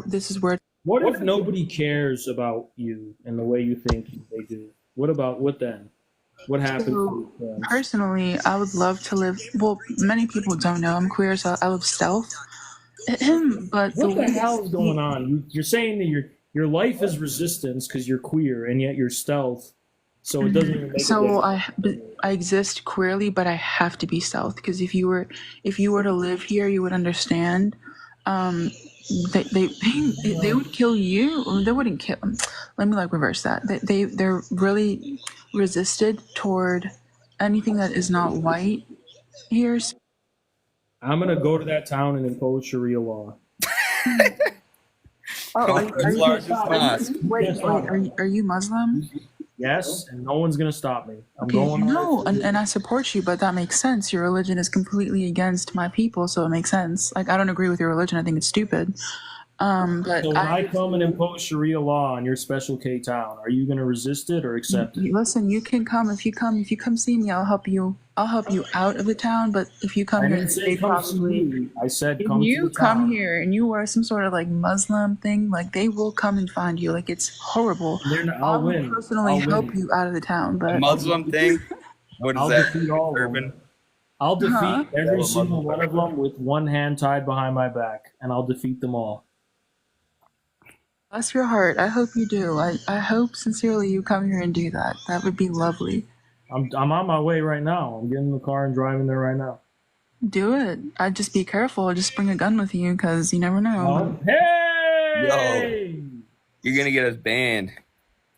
I'm not bringing anything but my. But you Okay, are. so I'm if I not can bringing continue anything the but the conversation though, inspiration of there's your. also a resistance to binary thinking, which is like, Oh, sneak and Jesus fill Christ. 101. Jesus damn Christ! This binary thinking nonsense. No. You So I'm gonna realize ask you a Judith question. Butler I'm isn't. gonna ask you. Yeah, we get it. You went to university and you read Judith Butler. It's not doesn't make you special. Can you just Okay, live in okay. reality and snap out of it? Listen, I'm gonna ask you a question. I'm gonna ask you to see what I'm talking about in a lens that is not religious, because I think that you have an predisposed bias because you're Muslim. I'm a religious fanatic and I can't help it. So you're gonna have to And I, agree and I with that. support and I'm happy for you. It's your freedom, but try to engage in a. Well, my freedom is I don't want you to be free. I want everyone to be under Sharia law. So I mean, okay. So what I'm saying is that I think you should kind of engage in a. When you're debating philosophy, you should. I can't help it. I'm just a barbarian and a savage. I can't help it. I never called you. I didn't call you a barbarian. Well, I'm calling myself that. I'm too much of a savage to understand your eloquence of Judith Butler and queer theory. So did you vote for Trump? No. Why not? No, I voted for Sharia law, like I do every election. Well, I'm trying to have a conversation with you. I don't know why you're like avoiding. Are you scared to have a conversation with me? Are you nervous? Are you Do I look scared? like do I look nervous? Do I look I mean, like you I'm keep you avoiding- keep pivoting. You keep going the wrong way. So I don't know if like maybe you're like afraid to talk to me. Well, I'm a little afraid of your living queerly.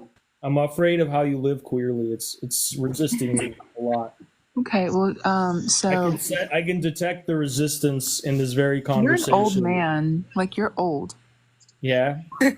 and you're what? Muslim. How Yeah. does that feel? Like, does that hurt when I say bigotry like that to you? Like, what if I were to tell you that people in Palestine? Did you say that calling me old is bigoted? No, I was gonna That's say a new bigoted one. statement. No. So you're angry because people disregard Palestinians and that whole. Like you're doing the same thing. You see, like it's like parallel. No, I'm not. Obviously, it's different, but you're doing the same thing. No, I'm not. You are. So you're not engaging in a.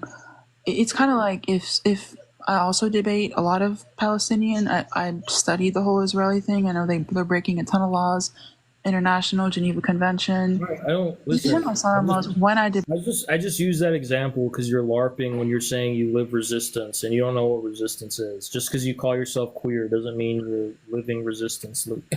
Sorry, living Palestinians though they resist Israeli forces in the same way that we resist other people, right? What the hell? Obviously, it's different, but you're Muslim, so like you have a different, What?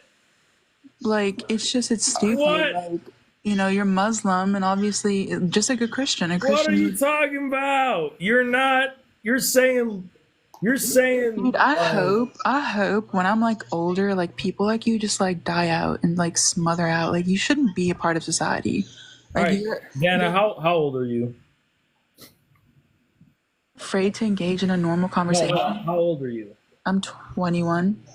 So I'm 28. So you're gonna get older, and I'm gonna die out because I'm 7 years older than you. I Good just luck think with that honestly, I'm gonna pass of old age at 7 years older than you. Yeah, you're gonna be like what 70, and I'll be Here's a fun 77. fact. So, Enjoy religious. those last golden years. Do you consider yourself an extremist, like Muslim person? It depends if I'm allowed to say that on TikTok. Okay, so You do know that? Did you know that religious extremism causes brain damage? I can give you sources. We can talk about this. We No, can. I don't doubt it. You seem like you have a PhD in brain damage I don't have a PhD, but I have a minor neurochemistry, so I studied this. The whole in a limbic in a system. major Great. So, well, I major worked my brain butt off damage. to get to school. I Dana, we are graduated from here. communists. He's not So a religious you're not a extremist. communist. Yes, You we do are. not stand for. So, what does communism stand for? The liberation of the working class. The first goal of the Communist Party is the seizure of political power by the working class. Stands for Sharia law. And Sharia law. Okay, No, dive deep okay. into that. You deny that? That Marx was Muslim? Pardon? You deny Marx was Muslim? First of all, I don't even disagree with Sharia law. I don't think it's a bad thing. I think And Marx advocated for Sharia law. Do you agree with that? I have to do some research on that personally. But if you're true communists, So Marx was known at the time as being Moor. They called him Moor. The Moors were the Muslims that invaded Spain or conquered Spain, and they gave white people civilization and taught them how to shower. And Marx was called Moor. And yeah, no problem, Eddie. You're welcome. And he was called Moor, and basically, that meant he was Muslim. so here's my question to you: since are you a Marxist? Do you support Marx? Yeah, Sharia law, basically. Okay, so he critiques the family, the order of the family. He oppresses the productive classes. How? Oh my God! In his Communist Manifesto, Marx and Friedrich Engels critique both of. I don't know the name, like Burgius, I believe his name is. Oh, so what did they say about the bourgeois family? So they describe the family unit as a tool of capitalism and designed to perpetuate private property and inheritance. When in his So you're talking about how they critique the commodification of family life. No, they could. So in his Communist Manifesto, they critiqued the nuclear family. They used Burgius's family as a tool. Where did they say nuclear family? They critiqued a structure of the family according to which private property was the center.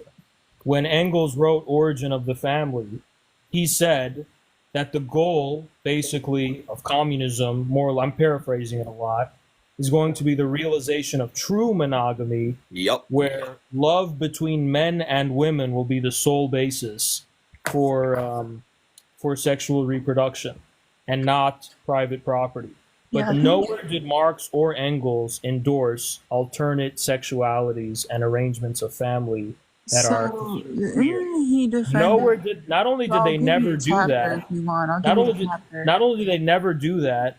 In their correspondence, in Engels' Origin of the Family, he denounces queer living. They never very strongly when he talks about because he was talking about how living in her was a practice. So now you're using Marx to spread your own personal agenda. That's so stupid. This is what he says in this book where they expound their idea on the family. This is what they say. You are the one who hasn't read it. Okay, so in chapter 2, I did read it many times. So in chapter 2... You read Origins of the Family, Private Property, and the State many times, and you didn't know that the conclusion Engels comes to is that monogamous families will be what prevail under socialism? You've read it many times and you didn't get the main conclusion of the book? That's crazy. So I read the Communist Manifesto. And in that wasn't the book I was telling you to read. Chapter 2 of the Communist Manifesto, labeled Key Points in the Critique of Family, he completely trashed the nuclear family, used it as an economic exploitation of capitalism. He said that the father is the property owner of the wife and children, used to subordinate them, and how it is a... But he said that this was just for the bourgeoisie. The proletariat and the working class didn't have this inheritance mechanism for passing down inheritance and private property. So that form of family life, basically, Maddie, I know you hate your parents and you hate going to Thanksgiving and you hate your uncles or whatever, but Marx and Engels were not denouncing that. They weren't denouncing normal, natural families. They were denouncing the institution of private property and the way that it was corrupting family life in the form of the rise of prostitution.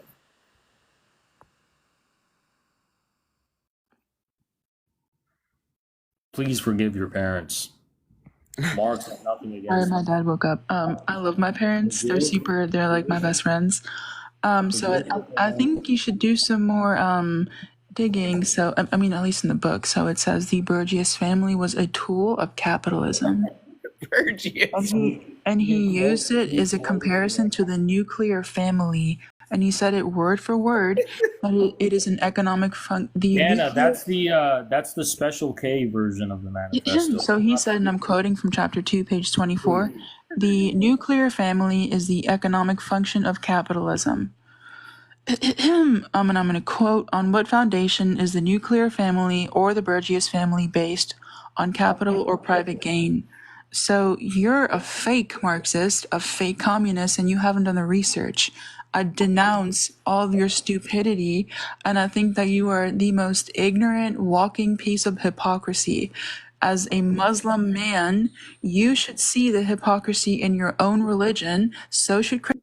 So Marx talked a lot in there about the way that capitalism destroys the family, right? And it turns basically the nuclear family into an economic unit of You capital. are stupid. So at what point, though, in that book does Marx call for the nuclear family to be destroyed and say under socialism there won't be any nuclear family and everybody will just bang whoever they want? It'll be free love. You know, everybody will be queer. At what point in the manifesto does Marx say that? Because it sounds like to me he's saying that capitalism destroys family life, and under socialism you can have true monogamous relationships based on love and build families that aren't subject to economic coercion. That's the argument he makes in here. Where in the Communist Manifesto does he call for the destruction of the family and say that living alternative sorts of lifestyles is liberatory? Anna, what edition do you have? Chapter 2. Wait. What edition are you Chapter having? 2, he compared. Anna, where do they say nuclear family? What edition of the manifesto are you using where they mention the nuclear family? Can you let me speak or no? Yeah, go ahead. He critiqued. Which version, though? Which version do they say the nuclear family? Because they say the bourgeois family. When did they say the nuclear family?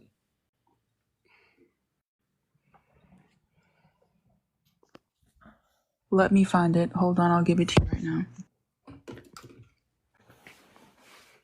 Eddie, does your version of the manifesto, if you have a copy, does it mention nuclear family? I can grab it. I have it right here. Mine does not. I feel like nuclear family didn't come about till like the 50s. Yeah, I would highly doubt that it says nuclear. When what? Which edition?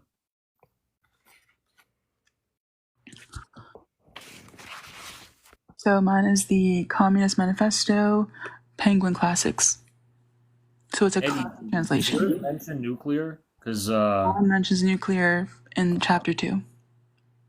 It says the words nuclear, or does it say bourgeois family? It says the words nuclear, and it says that he was using them as a comparison of the nuclear family. That was what Marx and Engels wrote. I think that was first of all, Marx would have denounced your religion because you're a Muslim and you're a Christian. Before we get to that, I don't think Marx and Engels wrote anything about the nuclear family. I think you're reading a version where some queer theorists added their own liberties. Did she leave? She rage quit. Yeah. Michael, what version are you talking about? Because I think she got caught on a lie. No, I was just saying I agree with you. I highly doubt it says the word nuclear. I feel like that was... okay, yeah, because I was just saying, I was like, where does it say nuclear? Is there any version that says nuclear? Wait, all right, somebody get the Penguin version and see if it says nuclear, because she just raged it. That's telling me she lied and she was wrong. She got caught. Someone please find that Penguin version and see if they use the word nuclear. That was quite the back and forth. David, it does not say nuclear family. Because Marx would have denounced your religion because you're Muslim. I'm like, what? What about this nuclear family stuff? All right, so there's that. That was great. Yeah, but I just want to talk about American. You know who should come on too? Sorry, Michael. One sec. There's a guy named Kami Dad who's this really creepy guy who's in the comments. He's just Oh like yeah. some creep that like is like grooming a whole generation of people, like the Pied Piper. And Kami Dad talks a lot of shit about us and spreads a lot of lies about us all the time. He claimed that we had a crypto coin. He claimed all this kind of nasty stuff. Let's have Kami Dad come on and just kind of say the same things you say about us, but to us live, and see if you could actually, in front of your audience, see if you could defend the claims you make about us when pressed with a little bit of scrutiny. Like every single claim you've made about us, let's see if you can actually stand on business and say the same thing when we're actually here, and we can call you out on your lies. Will you do that, Kami Dad? I doubt it. Will he, Eddie? He's not requesting, yeah, but he should. I don't think this guy's going to come on. I think he's not. I think he likes to lie to his audience when we're not there to defend ourselves. I think he likes to make things up, claiming that we had crypto coins, claiming up all sorts of nonsense about us that we could easily debunk in 2 seconds. But he's too afraid to confront us with these claims because his whole audience will see that he's a liar and he's spreading libel and falsehood. And he knows he's lying, and he wants to continue getting away with it because he doesn't believe in God and thinks there's going to be no consequences for it when all is said and done. But little does he know that even here on God's green earth, there's going to be consequences of it in the form of your increased misery, because lying to the public makes your face uglier. And that is a fact of Lysenkoist science. Let's bring Kami Dad up here. Let's see. Is he requesting? No, but we can invite him. Yeah, I can't find him. Yeah. Probably ran away. Yeah, he probably did run away. What a damn loser. So if you guys don't know, Kami Dad is a loser who does nothing but lie about us. By the way, 99% of everything you probably hear about ACP is a lie. And all you have to do is just be like, all right, what are the sources? Let me check myself to see if this is true. And you'll find that every single one are lies. So anyway, Michael, go ahead. What's going on? Yeah, well, I was listening to part of the live, had to leave for a little bit, but I was just thinking about kind of the foundation of the modern Republican Party. Well, first of all, I want to say I appreciate, Eddie, the work you've done and videos you've posted, followed you for a few years now, and calling out American imperialism. Thank you. you. A really good thing that most Americans are unaware of. But yeah, there's a lot of obviously discussions about racism in here, and I agree that both parties are pretty racist, and I agree that Trump's first term wasn't he didn't do anything that was really that racist. But I do think the agenda he's at least running on this time was pretty different.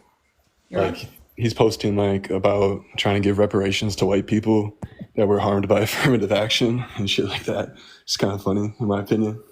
I think that's probably just a joke, but Yeah. I don't know if they're actually going to do it, but it was this long video.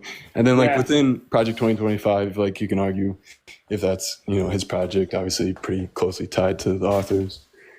But there's a lot of removing HUD discrimination laws and stuff. And so I think there is a lot of policy proposals, not a lot done so far that is distinctly racist. But I guess my biggest thing I want to talk about is the foundation of the modern Republican Party, with the Dixiecrats leaving the Democratic Party, and how a majority of white voters in the South haven't voted. You want to know a crazy prediction I have? I feel like it's going to go back in reverse. I think. How do you see that happening? I just think a majority of white voters in the South haven't voted for the Democratic Party since the Civil Rights Act. I just don't think that's a coincidence. I don't think the poor whites are going to go back to the Democrats, but I think there's going to be a new racist voter bloc, which is going to be the suburban Democrats, which is a new voting demographic. Who, Ukraine supporters, they're resentful about the minorities that voted Trump. They are politically correct and refined. I think there's a lot of neo-special what do we call them? Yahtzees, Yes, who yes. are, yeah, a lot of neo Yahtzees who are extremely disappointed with Trump.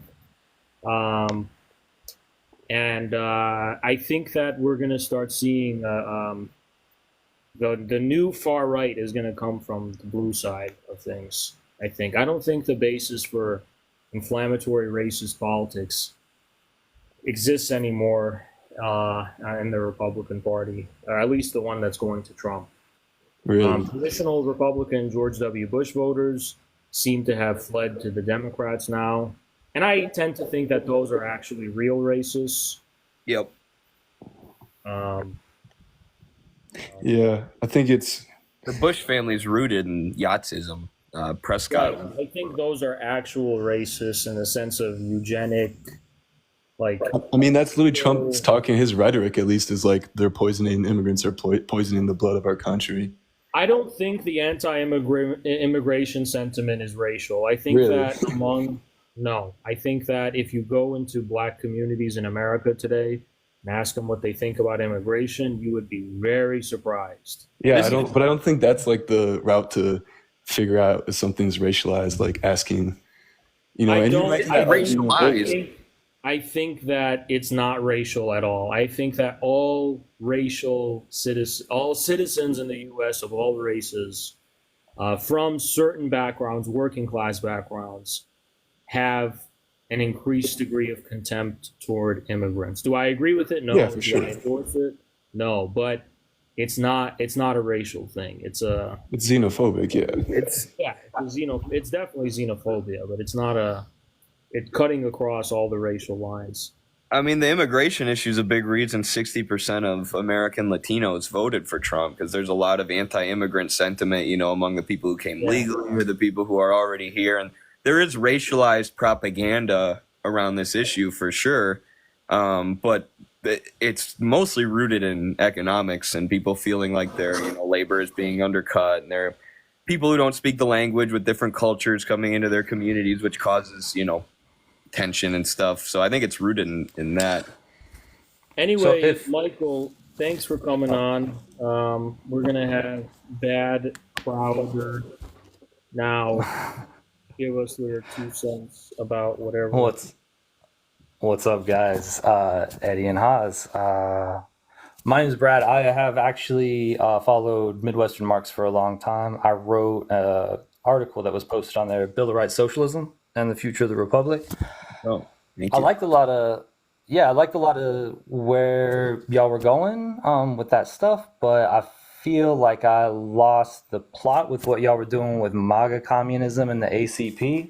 I think the Let's start behaviors with and tactics. Yeah, let's start with ACP. Okay. What do you find objectionable about ACP?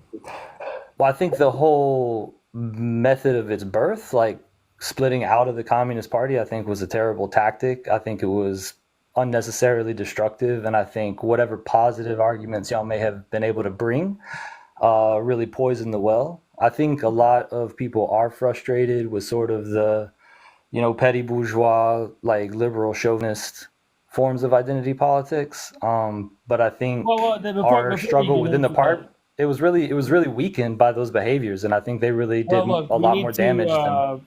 We need to get the story straight, because Sure. I don't know if you know what happened, but we spent 3 years in the CPUSA and waited for the national convention, and more or less they rigged it. So what should we have done in the face of that? So this is the thing, is like, I don't really know what that means, rigged it, right? So what it looks to me is that you were in a party for 3 years, a party that's been around for like over 100 years. It didn't break your way after 3 years. I've been in the party longer than 3 years. No, they had to rig the election to make it not go our way, or it wasn't even just our way. There were many. Look, that's not what. I'm not here to debate the mechanical specifics. I'm talking about the politics, right? So even if it didn't break that way, the reason we split gets down to the specifics of what actually happened. The mechanical specifics are legalistic. This is like Trotsky-ish shit, though. Like, that's what I'm saying, is like, y'all are going over these mechanics. It's like, where is the base that you took with you in the party? What gave you the historical strength? Like, that's what I don't understand, is like, the political position of MAGA communism I haven't even figured out. MAGA communism doesn't even have anything to do with the ACP, but give Haz a chance to respond. CPUSA, Saying a lot. the goal in the CPUSA was to get them away from the Democrats. All right? We didn't want to vote for G. Joe, right? And they rigged the vote to prevent any kind of discussion about the Democrats. So what should we have done, according to you? What should we have done instead of what we did, which is reconstitute the party? And I can explain in depth how they rigged the vote if you want, but it was absolutely rigged by Joe Sims and the people who are sitting in an office building in New York right now, making money off of everyone else's dues to support Democrats. So we could literally, we have the power to really bring the name of communism back into this country. Okay, so how? We had the power to do a lot of things to boost communism, a lot of organization, a lot of action, a lot of things we had that we wanted the CPUSA to do that they weren't doing. And should we have just waited for Joe Sims to see the light and realize that canvassing for Democrats is not the be-all, end-all of praxis or whatever? Should we have just waited? Or, maybe reconstituting the party to actually get things done? The past 4 or 5 months of our party, we've gotten more done than the CPUSA has in decades. Can you, I don't like think what? that's a bad thing. Like what? First of all, our international relations that we've established, we've smoked everyone, all right? I mean, but the international relations connected to what? Like, what is the program on the ground? So, like, I guess my question is how can you win me over? Yeah, you're asking me the question because you cut me off. I said the first thing I wanted to mention was the international relations, and you're like, well, what else? And I was like, well, I said the first thing. Okay, the first thing I wanted to mention that we smoked everybody on was international relations. All right. The second thing was reopening a discussion and dialogue in this country about communism, which we actually did from the very launch of our party. The fact that you know about ACP and everyone knows about ACP and it's getting people talking, not only in America, but around the world, that was step one. Step two was bringing good deeds attached to the name of communism, something we're still doing on a national level by attaching communism with community service. This is doing a lot to make the reputation of the word communism improved, much more than it was before, right? We've also opened up a dialogue, a new avenue of recruitment and interest for communism among demographics that have been written off by so-called leftists for decades, which are today known as MAGA people. We can go up to MAGA people on the street and talk to them about communism, and they're not turned off by it. They're interested in it, and they're even won over on a lot of cases.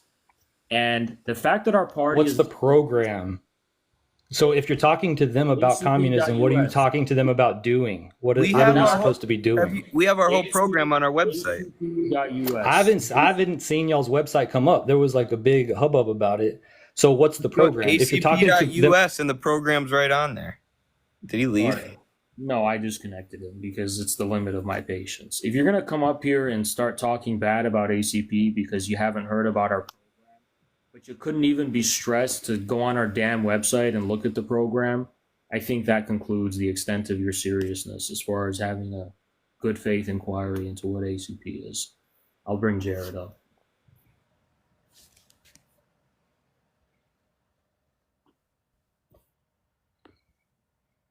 Go ahead, Jared. And for I think Nico should also come up because I'm not sure exactly what we're supposed to be debating with a guy just screaming, "Show me your program, show me your program." It's on our website. So what then? It's on our website. What do you want? Right? Uh-oh. Civic election integrity. What the? Infrared live content is flagged for civic and election integrity. Oh, just infrared? Yes, and it's asking me to kick you. Oh, nope, now mine has been flagged too. Oh, wait, but I have to be kicked? No. Oh. I said no. It let me say no, I guess. Oh, okay, thanks. Appreciate it. We'll probably be suppressed now, though. We probably won't show up on people's For You page. So like and share the stream if you're in here. And follow us on other platforms. He didn't read the platform. You can't explain it. What do I need to explain if he didn't even read it? Do you know how long our program is? It's going to take us 30 to 45 minutes to go through everything and explain it. Is that a debate, Nico? Is a debate having a 30 to 45 minute lecture about our program, explaining it in detail? Is that your argument? Use your damn head. You're not using your head. We're trying to actually have a debate. In order to have a debate, you need to have something to actually argue, knowing what you're talking about. Get educated about what we are and what we're about. And then okay, I'll give him another chance because nobody else is requesting. Brad, make an actual argument.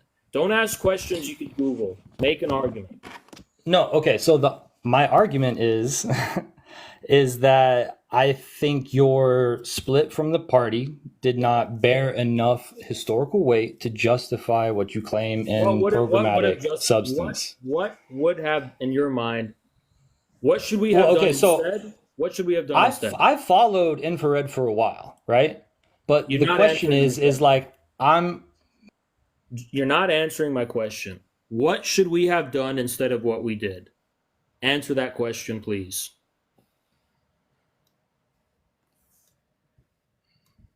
What should we have done instead of what we did? Yeah.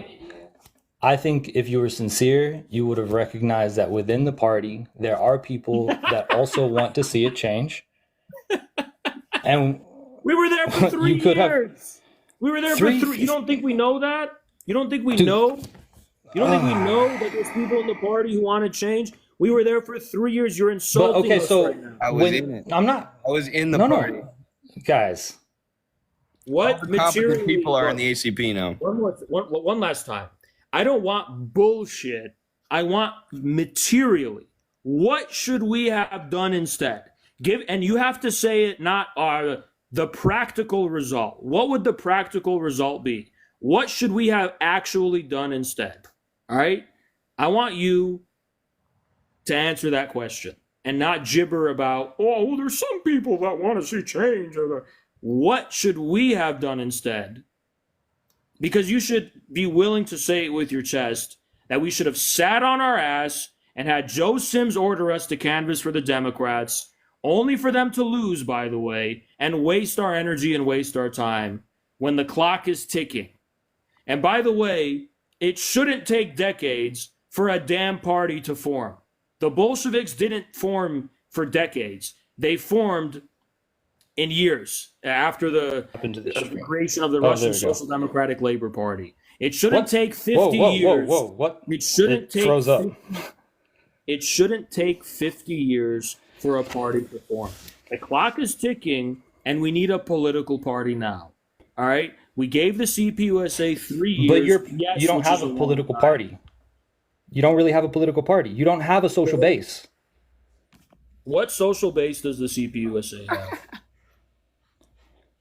I mean, the CPUSA has old ass people who are working class. There are young ass people that are working class. What base do they have? What's their base? You're talking about cadre. What base do they have? We have more cadre than them. I don't understand what you mean by cadre. No. Okay, look. The substance of this debate. People that work on a weekly basis for the Communist Party and no other party and no other NGO, no DSA. We're not talking about people that have a wallet that say, "Yeah, I'm in CPUSA, I'm in DSA, I'm in Students for Liberty, and I'm in Amnesty International, and I'm in." No. We're talking about you're loyal to one Communist Party. So we have way more cadre than they do. What does the labor work look like that y'all are doing? What rank and file organizing work are y'all doing? What is your relationship to that struggle programmatically? Like in the party, there is an orientation towards labor organizing for one united party. The William Z. Foster dealt with all kinds of bullshit in the Communist Party. He never fucking split. All right, like he never wrecked the party. William Z. Foster ate his shit. He did his work. He won people over. Back then. That is such a ridiculous. Well, no. What I'm saying is, y'all aren't what William Z. Foster was made of. Y'all can't win the arguments in the party. Y'all can't win the arguments out of the parties. He did win the argument. They rigged the vote. That's what. No. Eddie, don't let this guy insult us right now. you Oh, published no. Eddie, your paper Not published or hold on my essay. Haz is lagging. Yeah, Good good. arguments. Okay. I'm gonna disconnect this wild animal. Crowder, I'm gonna disconnect you, and you can come back when you learn how to shut the, TikTok. Let us get a word in. You're saying we couldn't win the argument. We weren't even allowed to have an argument. You realize the debate that I'm talking about, the elections, all stuff, it was about having a discussion on their Democrat tailist policy. That discussion wasn't even allowed. To say that we couldn't win the argument is an insult to the 3 years we spent trying to open debate and discussion within the party. To say nothing of winning them, which we could have easily. You're saying that William Z. Foster would have never done this. You don't know your history. The USA had to be reconstituted in the late 1940s because under Browder, they liquidated the party and turned it into CPA or whatever, which was just an appendage of the New Deal administration. That is much more forgivable than what the CPUSA has become, which is an appendage of the Democratic Party that has no independent political voice. Watch Joe Sims and Rosanna's public statements. They're just Democrats. At least Browder's CPA had an independent voice. They didn't have an independent politics, but they had an independent voice. And it was enough for them to reconstitute the party just because they didn't have the independent politics. Well, the CPUSA neither has an independent voice nor an independent politics. They've liquidated their international journal for the promotion of Marxist-Leninist studies. They liquidated that. They've liquidated any independent voice separate from the Democrats, and they have no politics separate from the Democratic Party. So absolutely there's historical precedent that justifies reconstituting the party. Now I'm going to bring you back up now that you've heard, oh, he's not here. Well, you didn't actually want to debate us. You came up giving a lecture toward us, asking questions, and instead of allowing us to answer your questions, jumping to conclusions about what you think our answer is, and going on a spiel about how we should have stayed and won the debate like William Z. Foster, because you don't know what you're talking about. If you want to come up and actually make an argument, go ahead and do it. He's back. Go ahead. Okay. Sorry, my shit was lagging. So I pulled up the program, right? But I was looking. No. You're going to respond to what I just said. Well, I had to log off and log back on, so I didn't get a chance to hear what you said. So you said we should have won the debate in the CPUSA. How could we have done that when they banned any debate or discussion? Okay. So let me, because I did get a chance to pull up the program, right? And when I went through it, I don't see anything. No, because I'm responding to it. Because what I'm saying is I don't think you could have won the argument because I'm looking at the product of that argument. I guess we'll never know because they literally, if we couldn't have won the argument, why did You're they not have going to win the argument now. You're not going to win the historical argument, is what I'm saying. Not just the mechanical. You're not winning the political argument. Are you going to test that right now to see who wins the argument between you and us? No, that's not what it's a historical argument. The party argument, the ACP is not poised to win the historical argument. I'm looking at the program right now. There's nothing in there about... The argument we were trying to make inside CPUSA is that they should stop following the Democrats. We weren't trying to make the argument within the party that it should be reconstituted because the very reason we had to reconstitute the party is because they weren't allowing arguments. So you don't know what you're talking about. We reconstituted the party because they didn't allow any freedom of discussion, first of all. There was pre-convention debates online. There were discussions in clubs. There were discussions in districts. All restricted. Ask Eddie will tell you. All of those were rigged. They were restricted. Anybody who went against the Sims clique was not allowed to participate in those discussions. But that's not.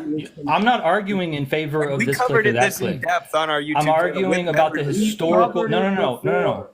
We don't know what you're talking about. We had members of CPUSA on for weeks straight who explained. I'm not talking exactly about how the they were CPUSA. You're missing the point. I'm saying is there is a historical question here. And you said, okay, this party is not, your argument was that this party should change its tack. That argument did not win, even though there are people within the party who may support it. Right? I'm trying to. No, it did win. They rigged the vote and suppressed any discussion. I listen. We're going in circles. Brad, if you're listening to this, I'm not going to let you continue to interrupt this. Get this through your fucking skull. We didn't lose an argument because they didn't tolerate any arguments. In the first place, there were no debates or discussions that were allowed, period. We thought that at the National Convention, we would vote and we would earn the right to have discussions. They rigged those votes and did not allow any discussions about their policy with respect to the Democratic Party. That's the history. We covered it and documented it extensively. You didn't do your homework. You're spouting ignorant nonsense. Now that you've heard what I said, respond to what I just said.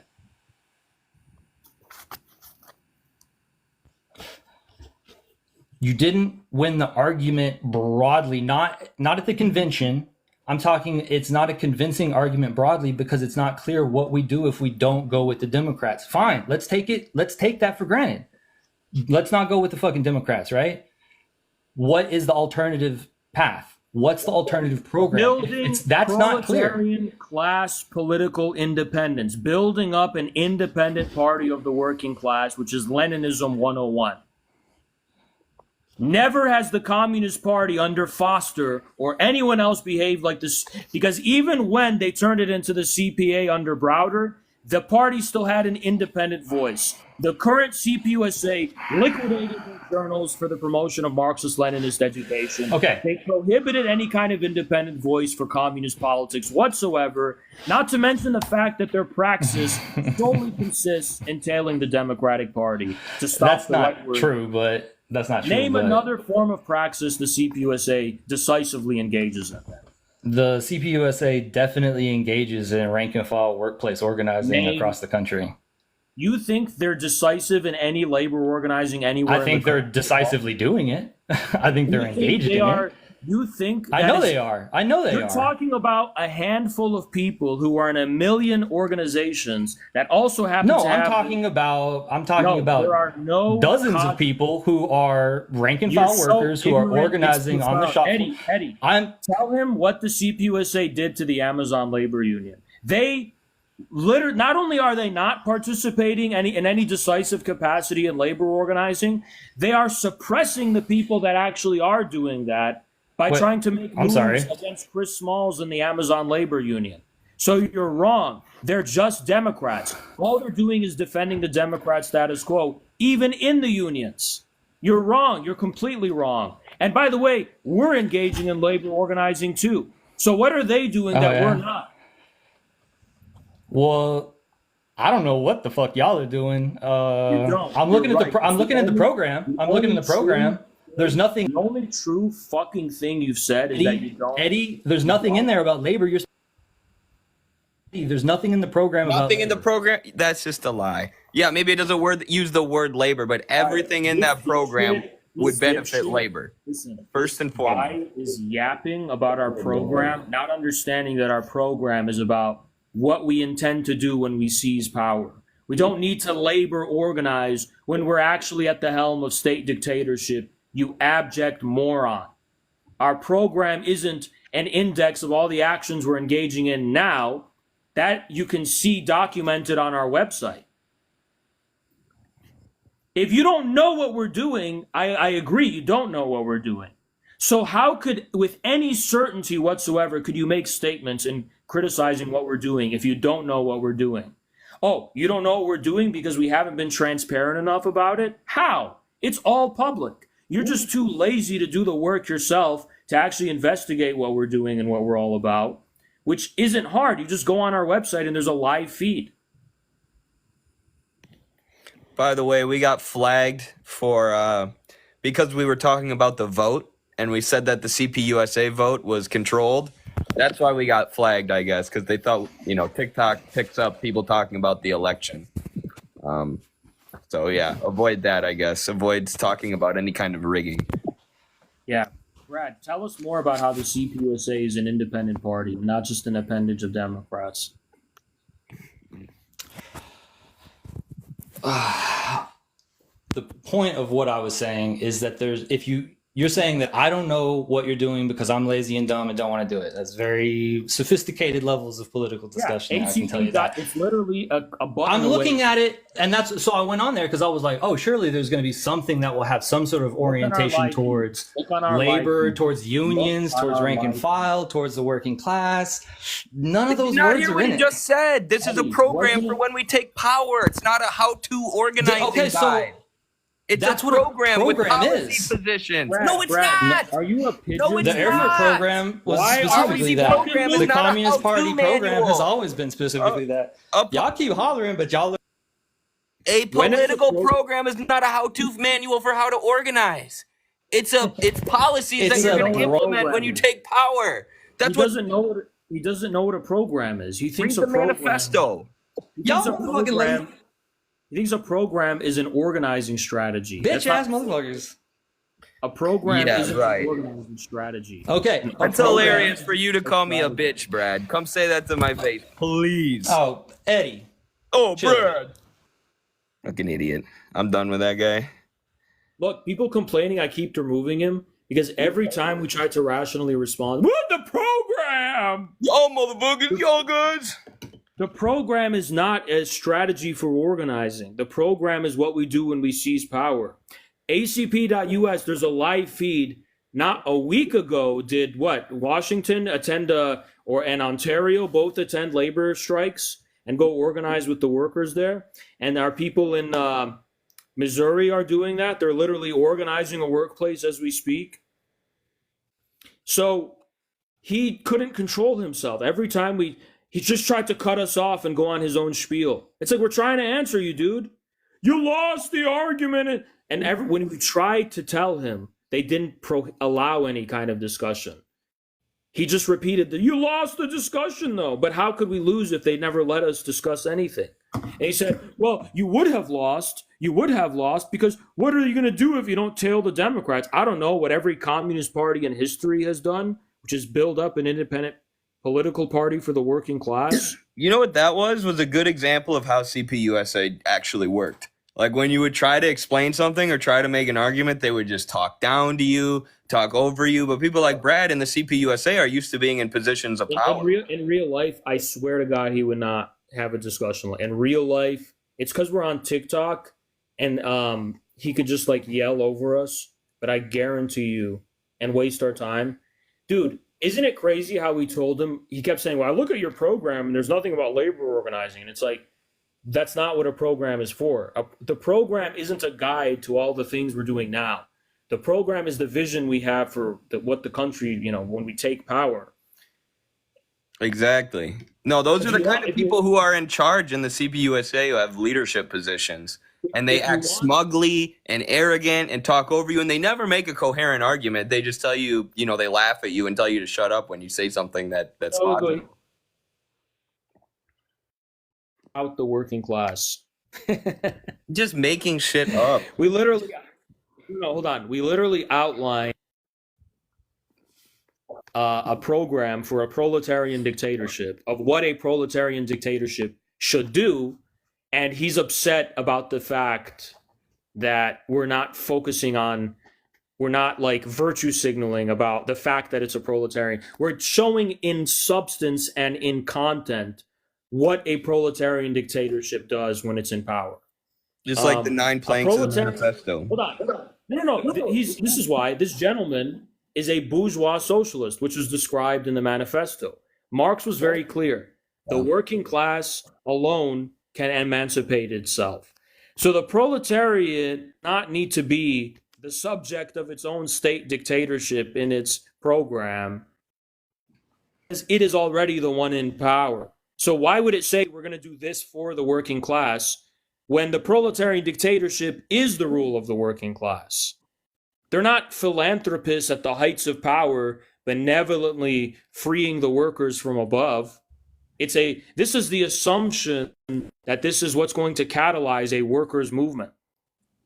So these bourgeois socialists, think that when they virtue signal about proletarians in their programs, that they are proletarian in content, but the opposite is true.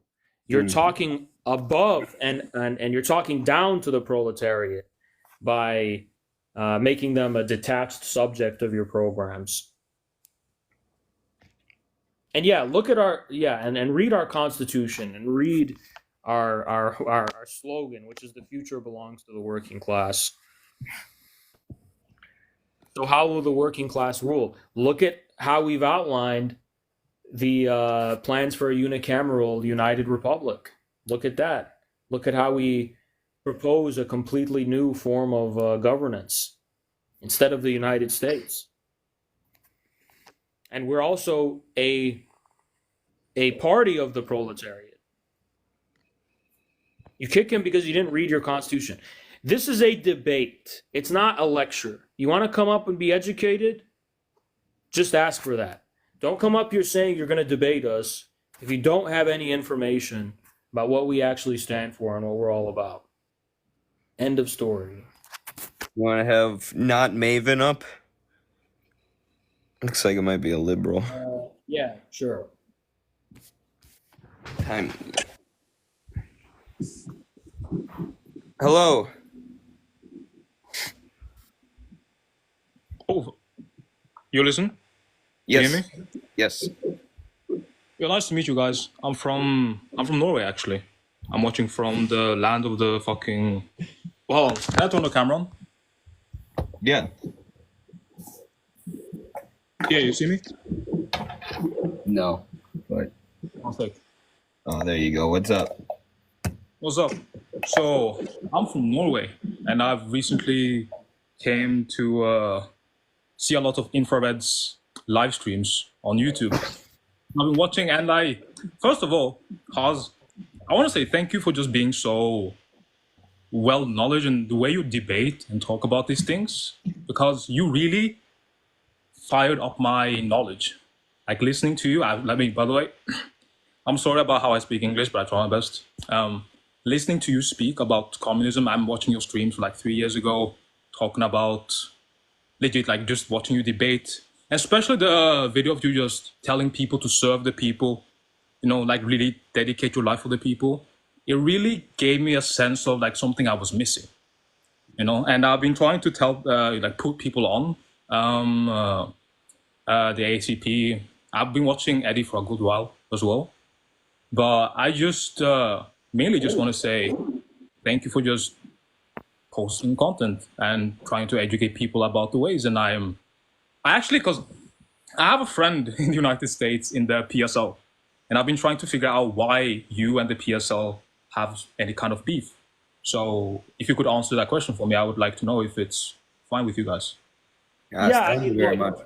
My stance right now is that if there's beef, it's one-sided. We don't consider PSL an enemy. We just have differences with them because of their foundations in Workers' World Party and Sam Marcy, who's a Trotskyist, right? PSL has good foreign policy positions in general, mostly, and we don't consider them an enemy. I think that they have a dislike for us for various reasons. But the reason we couldn't unite with them as a party is just because there's a fundamental difference in our outlook, I think, with the difference between Marxism, Leninism, and Marxism. Oh, okay. And I wanted to ask, as you guys have created your own party, I don't know about the works of how that's done.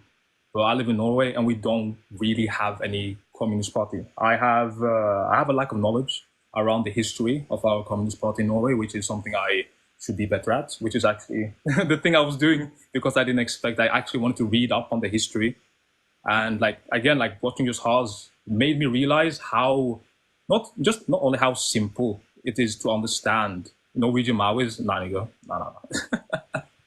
how simple it is to understand, or not simple, the importance of understanding dialectical materialism and having that as your core principle, your outlook on the world, because people honestly just do not have it. Like in Norway, I don't know if you know anything about it, but we have two parties. It's the one's called Red, and it's called the Socialist Left. And the Red Party in Norway has its origins, or at least background, in an old Marxist-Leninist party, which, well, they got divided, and the party which is now, it's basically just a social democratic party, which, in my opinion, divides the potential left or potential socialists in Norway by just cosplaying themselves as these socialists and communists. Because everyone who thinks of themselves as a socialist or communist, they will vote for them, even though they are fully integrated into the like liberal democracy. They do not see what they do is this: they will enter the elections, right? They will win whatever vote, but they will say, we won't participate in a coalition with the government. So they'll be there, they'll vote and shit, but they won't actually do anything significant. They just exist, basically. And I think that they just take away from any potential new movements. Because a lot of people talk about how Norway doesn't have a revolutionary potential, but it's like, I don't believe that. Like, people are still workers in Norway. The interest of the working class people and the not even factory owners, just the, I'm not gonna say rich because I still lack a lot of Marxist terminology, and saying bourgeois, I guess, will be the right terminology.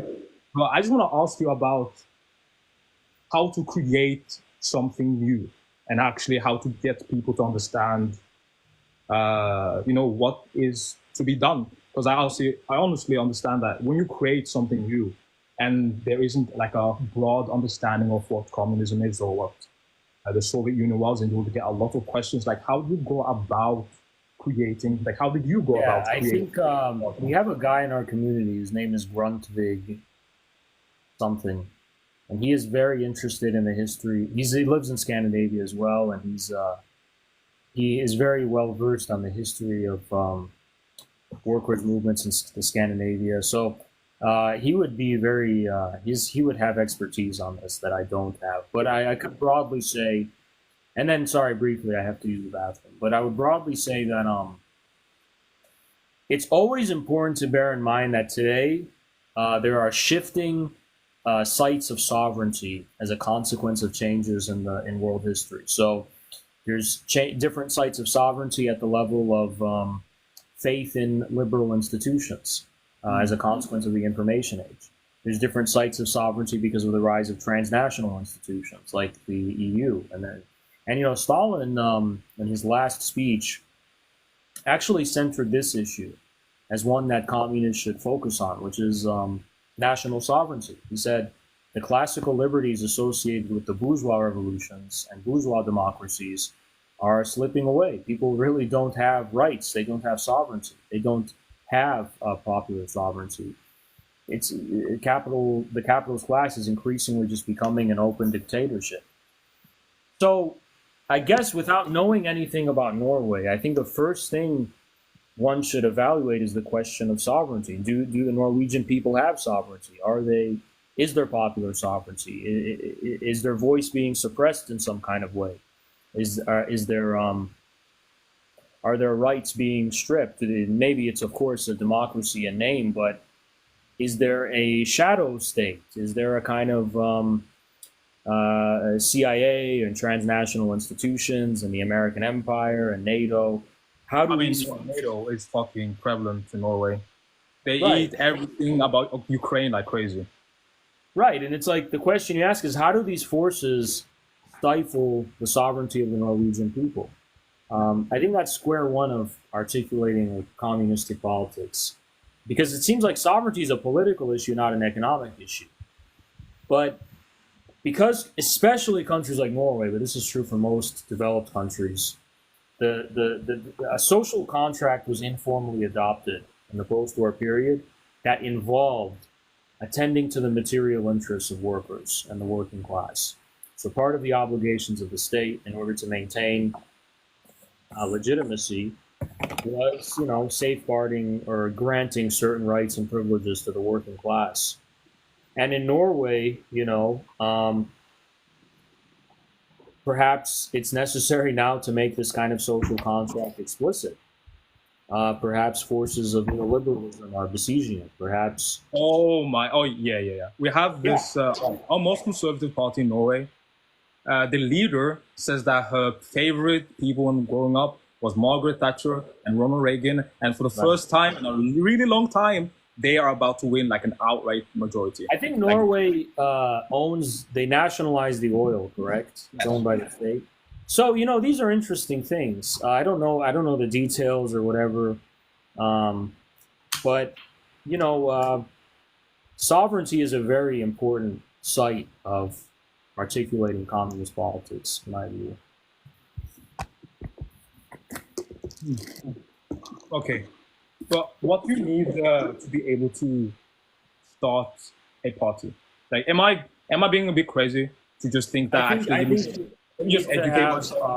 you need to be knowledgeable, of course, about the topics at hand. I get this question in your country. You need to. Yeah, I'm gonna briefly use the bathroom. Oh, okay. I was just gonna say I get this question a lot from people in Europe. Yeah, you're just lagging a little bit. But I get this question a lot from people in Europe, in places where there is no real communist party, and I don't think you're crazy for thinking that eventually you could be the catalyst or one of the catalysts for starting something like that. I mean, but I think it's what Haz is saying broadly is educate yourself about dialectical materialism as you're doing. And then you have to educate yourself about the unique national conditions so you can start to articulate communism in a unique national form. So, you said, this party might be besieging the welfare state and, the sections of the economy that are nationalized and state-owned.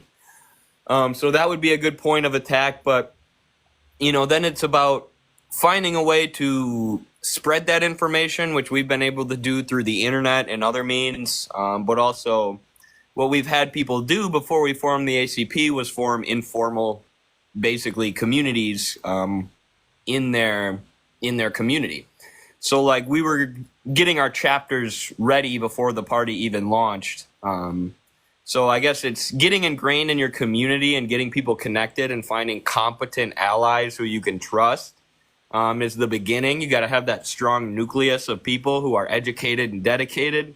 And then it can just sort of grow as you do the work in your communities. And you don't have to explicitly, I guess what I'm saying is you don't have to explicitly call yourself a party right away. You can just do good communist work. And if you do that, eventually it very well might sprout into a party. So just educate yourself, educate your friends, comrades, whatnot, and just start working for the people, like being there, fighting for them, and showing that you're actually about this thing. Because something I have come to understand is like a lot of people view this socialism, communism thing as not something which is a long life struggle, right? This is something you dedicate your life to, like So for that reason, I guess you just truly have to show people, no, I live and breathe and die for the working class people or for the fight of democracy. So I guess that is what you're saying. Yeah, pretty much. And then find other people who are competent and are willing to do that too. Low battery again. And then, work collectively with them in communities and workplaces. Okay. Like, do you think, so when I start telling people about communism, is there something you guys have noticed, especially when you started talking to new people, like the most common questions about, like, do you get like, oh, look at the, Holodomor, look, the Soviet Union was aggressive, whatever. Like, do you have any videos or any way to properly explain? Because obviously I'm a broke brother, right? I would love to just read about the Soviet Union all the time, and they're probably good resources.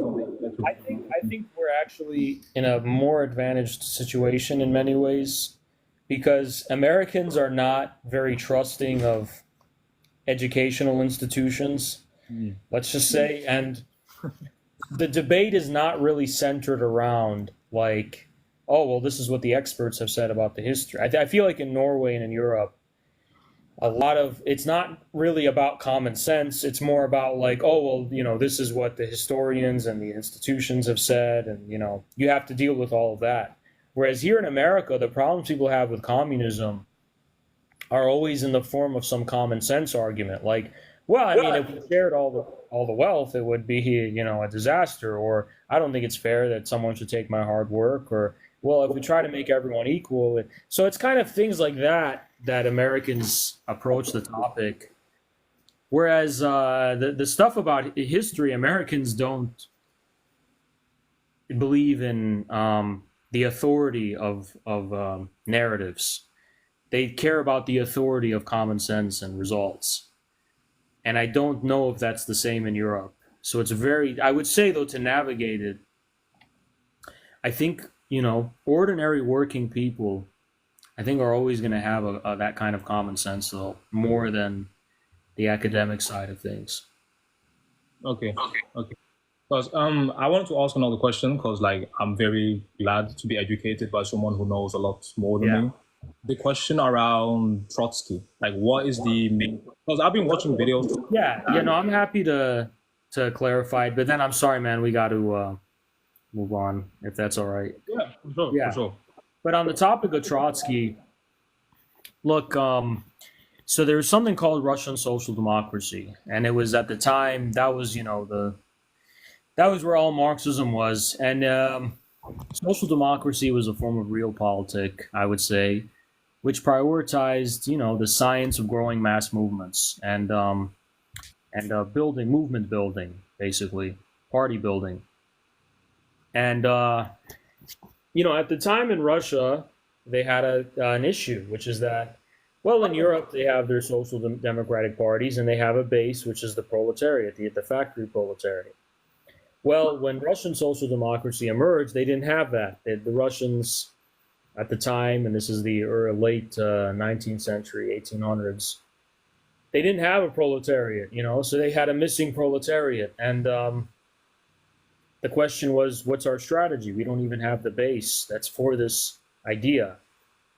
And so Lenin looked at the Russian peasants and he said, well, there's proletarian tendencies emerging, and the class differences are starting to appear among the peasants. And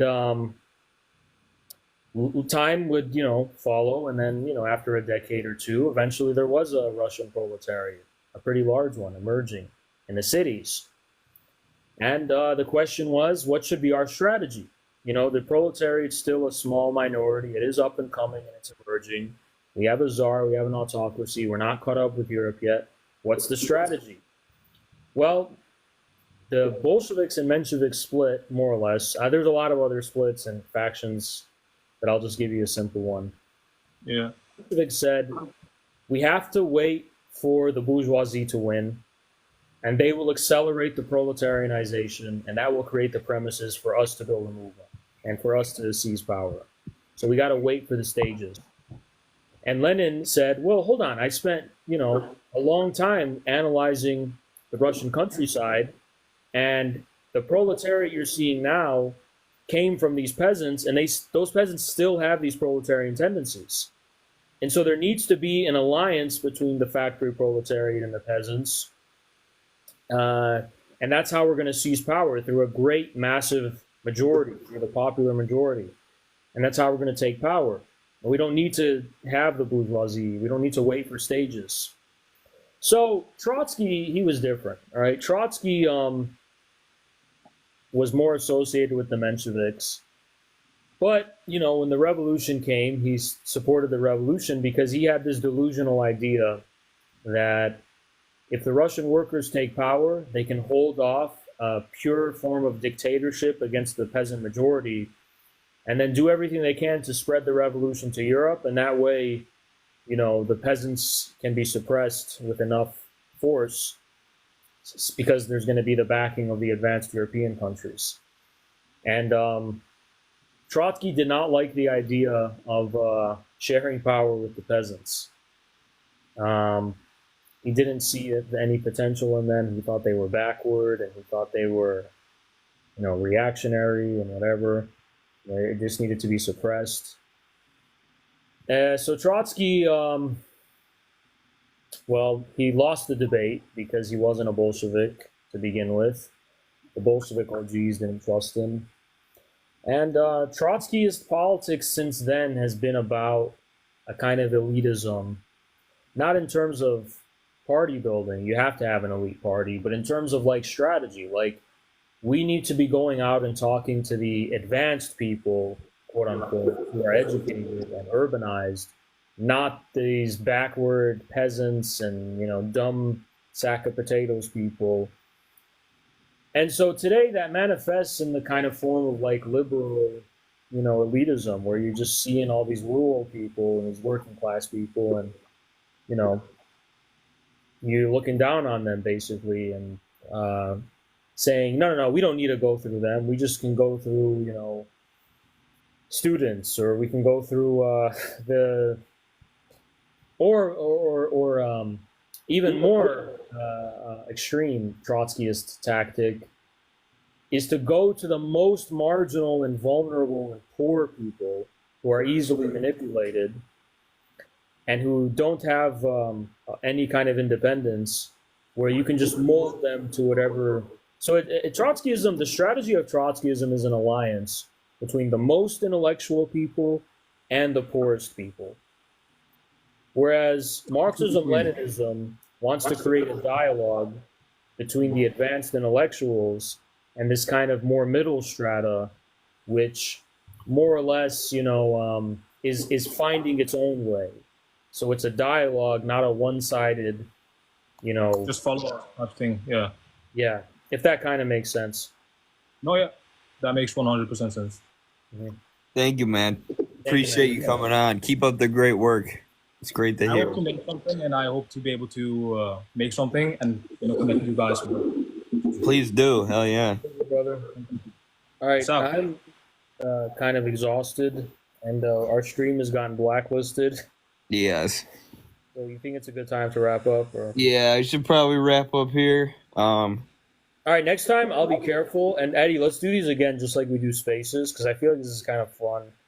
Yes. Yeah. And next time I'm not gonna say anything bad, and that way we can grow these, and they won't be in the shadow realm. Right. Make sure to follow Haz's TikTok now. Please follow me, guys. I need to get to like 1,000 or something. 1,000. I don't know what it is. Anyway, guys. All right. Peace, everyone.